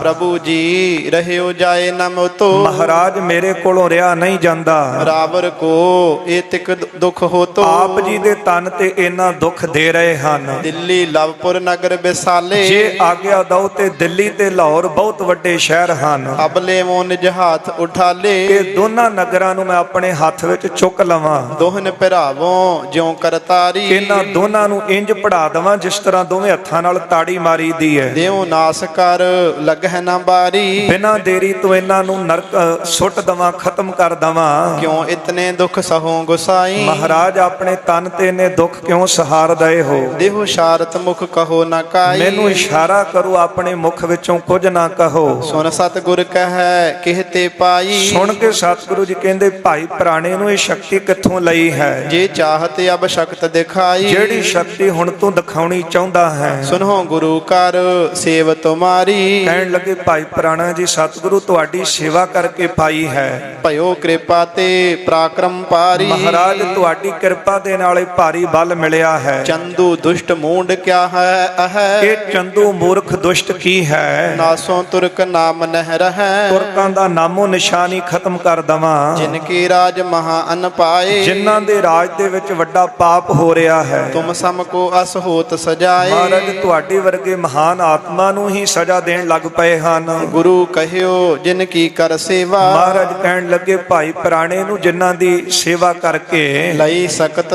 ਧਾਰਤ ਅਹਮੇਵਾ। ਮਹਾਰਾਜ ਕਹਿੰਦੇ ਜਿਨ੍ਹਾਂ ਦੀ ਸੇਵਾ ਕਰਕੇ ਤੂੰ ਸ਼ਕਤੀ ਲਈ ਹੈ, ਫਿਰ ਮਨ ਵਿੱਚ ਉਹ ਸ਼ਕਤੀ ਦਾ ਮਾਣ ਕਰਦਾ ਹੈ। ਤਿਨ ਮੋਹ ਸ਼ਕਤ ਹੈ ਕੀ ਆਨਾ, ਜਿਨ੍ਹਾਂ ਦੀ ਸੇਵਾ ਕਰਕੇ ਤੈਨੂੰ ਸ਼ਕਤੀ ਮਿਲੀ, ਕਿ ਉਹਨਾਂ ਵਿੱਚ ਇਹ ਸ਼ਕਤੀ ਨਹੀਂ ਹੈ। ਕਿਮ ਜਾਣਤੇ ਆਪਣੇ ਮਨ ਮਾਹੀ, ਤੂੰ ਆਪਣੇ ਮਨ ਵਿੱਚ ਇਹ ਕਿਸ ਤਰ੍ਹਾਂ ਸੋਚ ਲਿਆ। ਜੇ ਜਾਣਤ ਤੂਸ਼ਨ ਕਰ ਰਹੋ, ਜੇ ਜਾਣਦਾ ਹੈ ਸਭ ਕੁਝ, ਫਿਰ ਚੁੱਪ ਕਰਕੇ ਰਹਿ। ਬੈਠੇ ਪਿਖੋ ਨਹੀਂ ਕੁਛ ਕਹੋ, ਇਹ ਬੈਠ ਕੇ ਸਾਰਾ ਤਮਾਸ਼ਾ ਦੇਖ ਤੇ ਕੁਝ ਨਾ ਕਹਿ। ਨਾਹੀਂ ਤਾਂ ਸ਼ੂਸ਼ੋ ਹੀ ਰਹਿ ਜਾਏ, ਜੇ ਸਾਡਾ ਬਚਨ ਨਹੀਂ ਮੰਨਿਆ ਫਿਰ ਖਾਲੀ ਰਹਿ ਜਾਵੇਂਗਾ। ਖੋਏ ਸਕਤ ਕੋ ਪੁਨ ਪਛਤਾ ਹੈ, ਸ਼ਕਤੀ ਖਤਮ ਹੋਵੇਗੀ ਤੇ ਫਿਰ ਬਾਅਦ ਵਿੱਚ ਪਛਤਾਵੇਂਗਾ। ਹਮਨੇ ਇਮਹੀ ਕਾਰਨ ਕਰਨਾ, ਅਸੀਂ ਇਹ ਸਾਰਾ ਕਾਰਨ ਆਪ ਬਣਾਇਆ, ਦੋਹਾਂ ਸਿਰਿਆਂ ਕਾ ਆਪ ਸੁਆਮੀ। ਇਹ ਕਾਰਨ ਅਸੀਂ ਆਪ ਬਣਾਇਆ ਹੈ। ਤੂੰ ਨਹਿ ਲਖੈ ਏਵ ਆਚਰਣਾ, ਤੂੰ ਇਸ ਅਚਰਜ ਕੌਤਕ ਨੂੰ ਨਹੀਂ ਸਮਝਦਾ। ਪਰਮ ਬਿਸੂਰਤ ਤੂਸ਼ਨ ਹੋਵਾ। ਭਾਈ ਪੁਰਾਣਾ ਜੀ ਬੜੇ ਝੂਰਰੇ ਸਨ, ਪਰ ਦੁੱਖ ਬਰਦਾਸ਼ਤ ਕਿੱਥੋਂ ਹੁੰਦਾ ਸਿੱਖ ਤੋਂ। ਮਨ ਵਿੱਚ ਬੜੇ ਝੂਰਦੇ ਸਨ। ਨੀਚ ਗਰੀਬ ਕਰ ਊਚ ਨਾ ਜੋਵਾ, ਆਪਣੀ ਧੌਣ ਨੀਵੀਂ ਕਰ ਲਈ ਨਹੀਂ ਦੇਖਿਆ ਜਾ ਰਿਹਾ ਸੀ। ਸਤਿਗੁਰ ਬੈਠੇ ਦੇਗ ਮਜਾਰੀ, ਧੰਨ ਗੁਰੂ ਅਰਜਨ ਦੇਵ ਸਾਹਿਬ ਜੀ ਉਬਲਦੀ ਦੇਗ ਵਿੱਚ ਪਾਣੀ ਉਬਲ ਰਿਹਾ, ਬੈਠੇ ਵੀ ਮਹਾਰਾਜ ਆ ਕੇ ਆਪ ਹੀ ਨੇ, ਕਿਉਂਕਿ ਸਾਰੇ ਕਾਰਨਾਂ ਨੂੰ ਕਰਨ ਵਾਲੇ ਆਪ ਨੇ। ਉਬਲਦੀ ਦੇਗ ਦੇ ਵਿੱਚ ਸਤਿਗੁਰੂ ਬਿਰਾਜਮਾਨ ਹਨ। ਹਰੇ ਦੁਸ਼ਟ ਬਹੁ ਸਮਦਾਤ ਜਾਰੀ, ਇਹ ਦੁਸ਼ਟ ਜਿਹੜੇ ਸਨ ਥੱਲੇ ਉਸ ਦੇਗ ਦੇ ਲੱਕੜਾਂ ਲਾ ਰਹੇ ਸਨ। ਅਗਨ ਧਾਰ ਔਰ ਡਰ ਸਮਦਾਊ, ਕਹਿੰਦੇ ਅੱਗ ਜਿਹੜੀ ਹੈ ਨਾ, ਉਹ ਗੁਰੂ ਅਰਜਨ ਦੇਵ ਸਾਹਿਬ ਤੋਂ ਡਰ ਗਈ ਹੈ। ਕਰੋ ਬਿਪਰਜੈ ਆਪਨ ਸੁਭਾਊ, ਇਹ ਕਵੀ ਜੀ ਦਾ ਆਪਣਾ ਖਿਆਲ, ਉਹਨਾਂ ਦੀ ਭਾਵਨਾ। ਕਹਿੰਦੇ ਅੱਗ ਡਰ ਕੇ ਵੀ ਆਪਣਾ ਸੁਭਾਅ ਬਦਲ ਲੈਂਦੀ ਹੈ। ਤੇਜ ਸ਼ੋਰ ਕਰ ਸੀਤਲ ਹੋਵਾ, ਆਪਣਾ ਤੇਜ ਅੱਗ ਨੇ ਛੱਡ ਦਿੱਤਾ, ਉਹ ਵੀ ਠੰਡੀ ਹੋ ਗਈ ਹੈ। ਗੁਣ ਤਨ ਤਾਪ ਤਨ ਕਨਹਿ ਜੋਵਾ, ਉਹਨੇ ਗੁਰੂ ਸਾਹਿਬ ਜੀ ਦੇ ਸਰੀਰ ਨੂੰ ਥੋੜਾ ਜਿਹਾ ਵੀ ਨਹੀਂ ਤਪਾਉਣਾ ਚਾਹਿਆ। ਦੋਹਰਾ ਕਿਤਕ ਕਾਲ ਬੈਠੇ ਰਹੇ, ਇਸ ਤਰ੍ਹਾਂ ਗੁਰੂ ਅਰਜਨ ਦੇਵ ਸਾਹਿਬ ਜੀ ਕਿੰਨਾ ਸਮਾਂ ਉਬਲਦੀ ਦੇਗ ਦੇ ਵਿੱਚ ਬੈਠੇ ਹਨ। ਪੁਨ ਲਖ ਕਹਿ ਕਸਾਏ, ਫਿਰ ਗੁਰੂ ਸਾਹਿਬ ਜੀ ਨੂੰ ਇਹਨਾਂ ਨੇ ਕਹਿ ਕੇ ਬਾਹਰ ਕਢਵਾਇਆ ਹੈ। ਗਇਓ ਸਦਨ ਨਿਜ ਮੂਡ ਮਤ, ਇਹ ਮੂਰਖ ਚੰਦੂ ਫਿਰ ਆਪਣੇ ਘਰ ਨੂੰ ਚਲਾ ਗਿਆ। ਮਹਿਮਾ ਲਖੀ ਨਾ ਕਾਏ, ਜਿਨ੍ਹਾਂ ਸਤਿਗੁਰਾਂ ਦੀ ਮਹਿਮਾ ਮੂਰਖ ਨੇ ਜਾਣੀ ਹੀ ਨਾ। ਜੋ ਤਤੀ ਤਵੀ ਉੱਤੇ ਗੁਰੂ ਅਰਜਨ ਦੇਵ ਸਾਹਿਬ ਬੈਠੇ ਨੇ, ਇਹ ਸੀਨ ਸਾਈਂ ਮੀਆਂ ਮੀਰ ਨੇ ਆ ਕੇ ਦੇਖਿਆ ਸੀ ਕਿ ਗੁਰੂ ਅਰਜਨ ਦੇਵ ਸਾਹਿਬ ਸੱਚੇ ਪਾਤਸ਼ਾਹ ਤਤੀ ਤਵੀ ਦੇ ਉੱਤੇ ਬਿਰਾਜਮਾਨ ਨੇ। ਸਾਈਂ ਮੀਆਂ ਮੀਰ ਕੋਲੋਂ ਵੀ ਨਾ ਜਰਿਆ ਗਿਆ। ਉਹ ਅੱਗੇ ਪ੍ਰਸੰਗ ਵਿੱਚ ਆਵੇਗਾ। ਇਹ ਵਿਚਾਰ ਆਪਾਂ ਆਉਂਦੇ ਦੀਵਾਨਾਂ ਵਿੱਚ ਸਰਵਣ ਕਰਾਂਗੇ। ਗੁਰੂ ਅਰਜਨ ਦੇਵ ਸਾਹਿਬ ਨੂੰ ਹੱਥ ਜੋੜ ਕੇ ਫਿਰ ਇਹਨੇ ਬੇਨਤੀ ਕੀਤੀ ਸੀ। ਉਹਨੇ ਜਦੋਂ ਗੁਰੂ ਅਰਜਨ ਦੇਵ ਸਾਹਿਬ ਨੂੰ ਬੈਠਿਆਂ ਦੇਖਿਆ, ਕਹਿਣ ਲੱਗਾ ਮੈਨੂੰ ਆਗਿਆ ਦਿਓ। ਤੇ ਮਹਾਰਾਜ ਨੇ ਇਹੋ ਉੱਤਰ ਕਿਹਾ ਸੀ, ਸਾਈਂ ਜੀ ਕਿਆ ਹੁਆ ਤਨ ਜਲ ਰਿਹਾ, ਹਮ ਸ਼ਾਂਤ ਹੈ ਹਰੀ ਨਾਮ ਸੀ। ਅਸੀਂ ਅੰਦਰੋਂ ਤਾਂ ਠੰਡੇ ਆ ਨਾ, ਬਾਹਰੋਂ ਤਾਂ ਇਹ ਸਾਰੀ ਦੁਨੀਆ ਹੀ ਸੜ ਰਹੀ ਹੈ ਦੁੱਖਾਂ ਦੇ ਨਾਲ, ਤ੍ਰਿਸ਼ਨਾ ਦੇ ਨਾਲ, ਕ੍ਰੋਧ ਦੇ ਨਾਲ, ਈਰਖਾਵਸ ਹੋ ਕੇ ਸਾਨੂੰ ਸਾੜਨਾ ਚਾਹੁੰਦੇ ਨੇ, ਪਰ ਅਸੀਂ ਅੰਦਰੋਂ ਹਲੇ ਵੀ ਠੰਡੇ ਹਾਂ। ਧੰਨ ਗੁਰੂ ਅਰਜਨ ਦੇਵ ਸਾਹਿਬ ਸੱਚੇ ਪਾਤਸ਼ਾਹ ਮਹਾਰਾਜ ਜੀ ਦਾ ਸ਼ਹੀਦੀ ਜੋੜ ਮੇਲਾ ਆਉਣ ਵਾਲੇ ਦੀਵਾਨਾਂ ਦੇ ਵਿੱਚ ਆਪਾਂ ਇਹ ਪ੍ਰਸੰਗ ਸਰਵਣ ਕਰਾਂਗੇ ਜੀ। ਭੁੱਲਾਂ ਚੁੱਕਾਂ ਦੀ ਖਿਮਾ ਕਰ ਦੇਣੀ। ਅੱਜ ਸੁਲਤਾਨ ਕੌਮ ਸਰਦਾਰ ਜੱਸਾ ਸਿੰਘ ਜੀ ਆਹਲੂਵਾਲੀਆ, ਤਿੰਨਾਂ ਦਾ ਜਨਮ ਦਿਹਾੜਾ ਵੀ ਹੈ। ਸਾਰੀਆਂ ਸੰਗਤਾਂ ਨੂੰ ਉਸ ਬਾਦਸ਼ਾਹੇ ਹਿੰਦ ਦੇ ਜਨਮ ਦਿਹਾੜੇ ਦੀਆਂ ਬਹੁਤ ਬਹੁਤ ਵਧਾਈਆਂ। ਦੋ ਪੰਕਤੀਆਂ ਸਰਵਣ ਕਰੋ, ਫਤਿਹ ਬੁਲਾਈਏ ਜੀ। ਕਿਤਕ ਕਾਲ ਬੈਠੇ ਰਹੇ, ਪੁਨ ਖਲ ਕਹਿਨ ਕਸਾਏ, ਗਇਓ ਸਦਨ ਨਿਜ ਮੂਡ ਮਤ, ਮਹਿਮਾ ਲਖੀ ਨ ਕਾਏ। ਵਾਹਿਗੁਰੂ ਜੀ ਕਾ ਖਾਲਸਾ, ਵਾਹਿਗੁਰੂ ਜੀ ਕੀ ਫਤਿਹ। ਅਚੋਤ ਹੈ।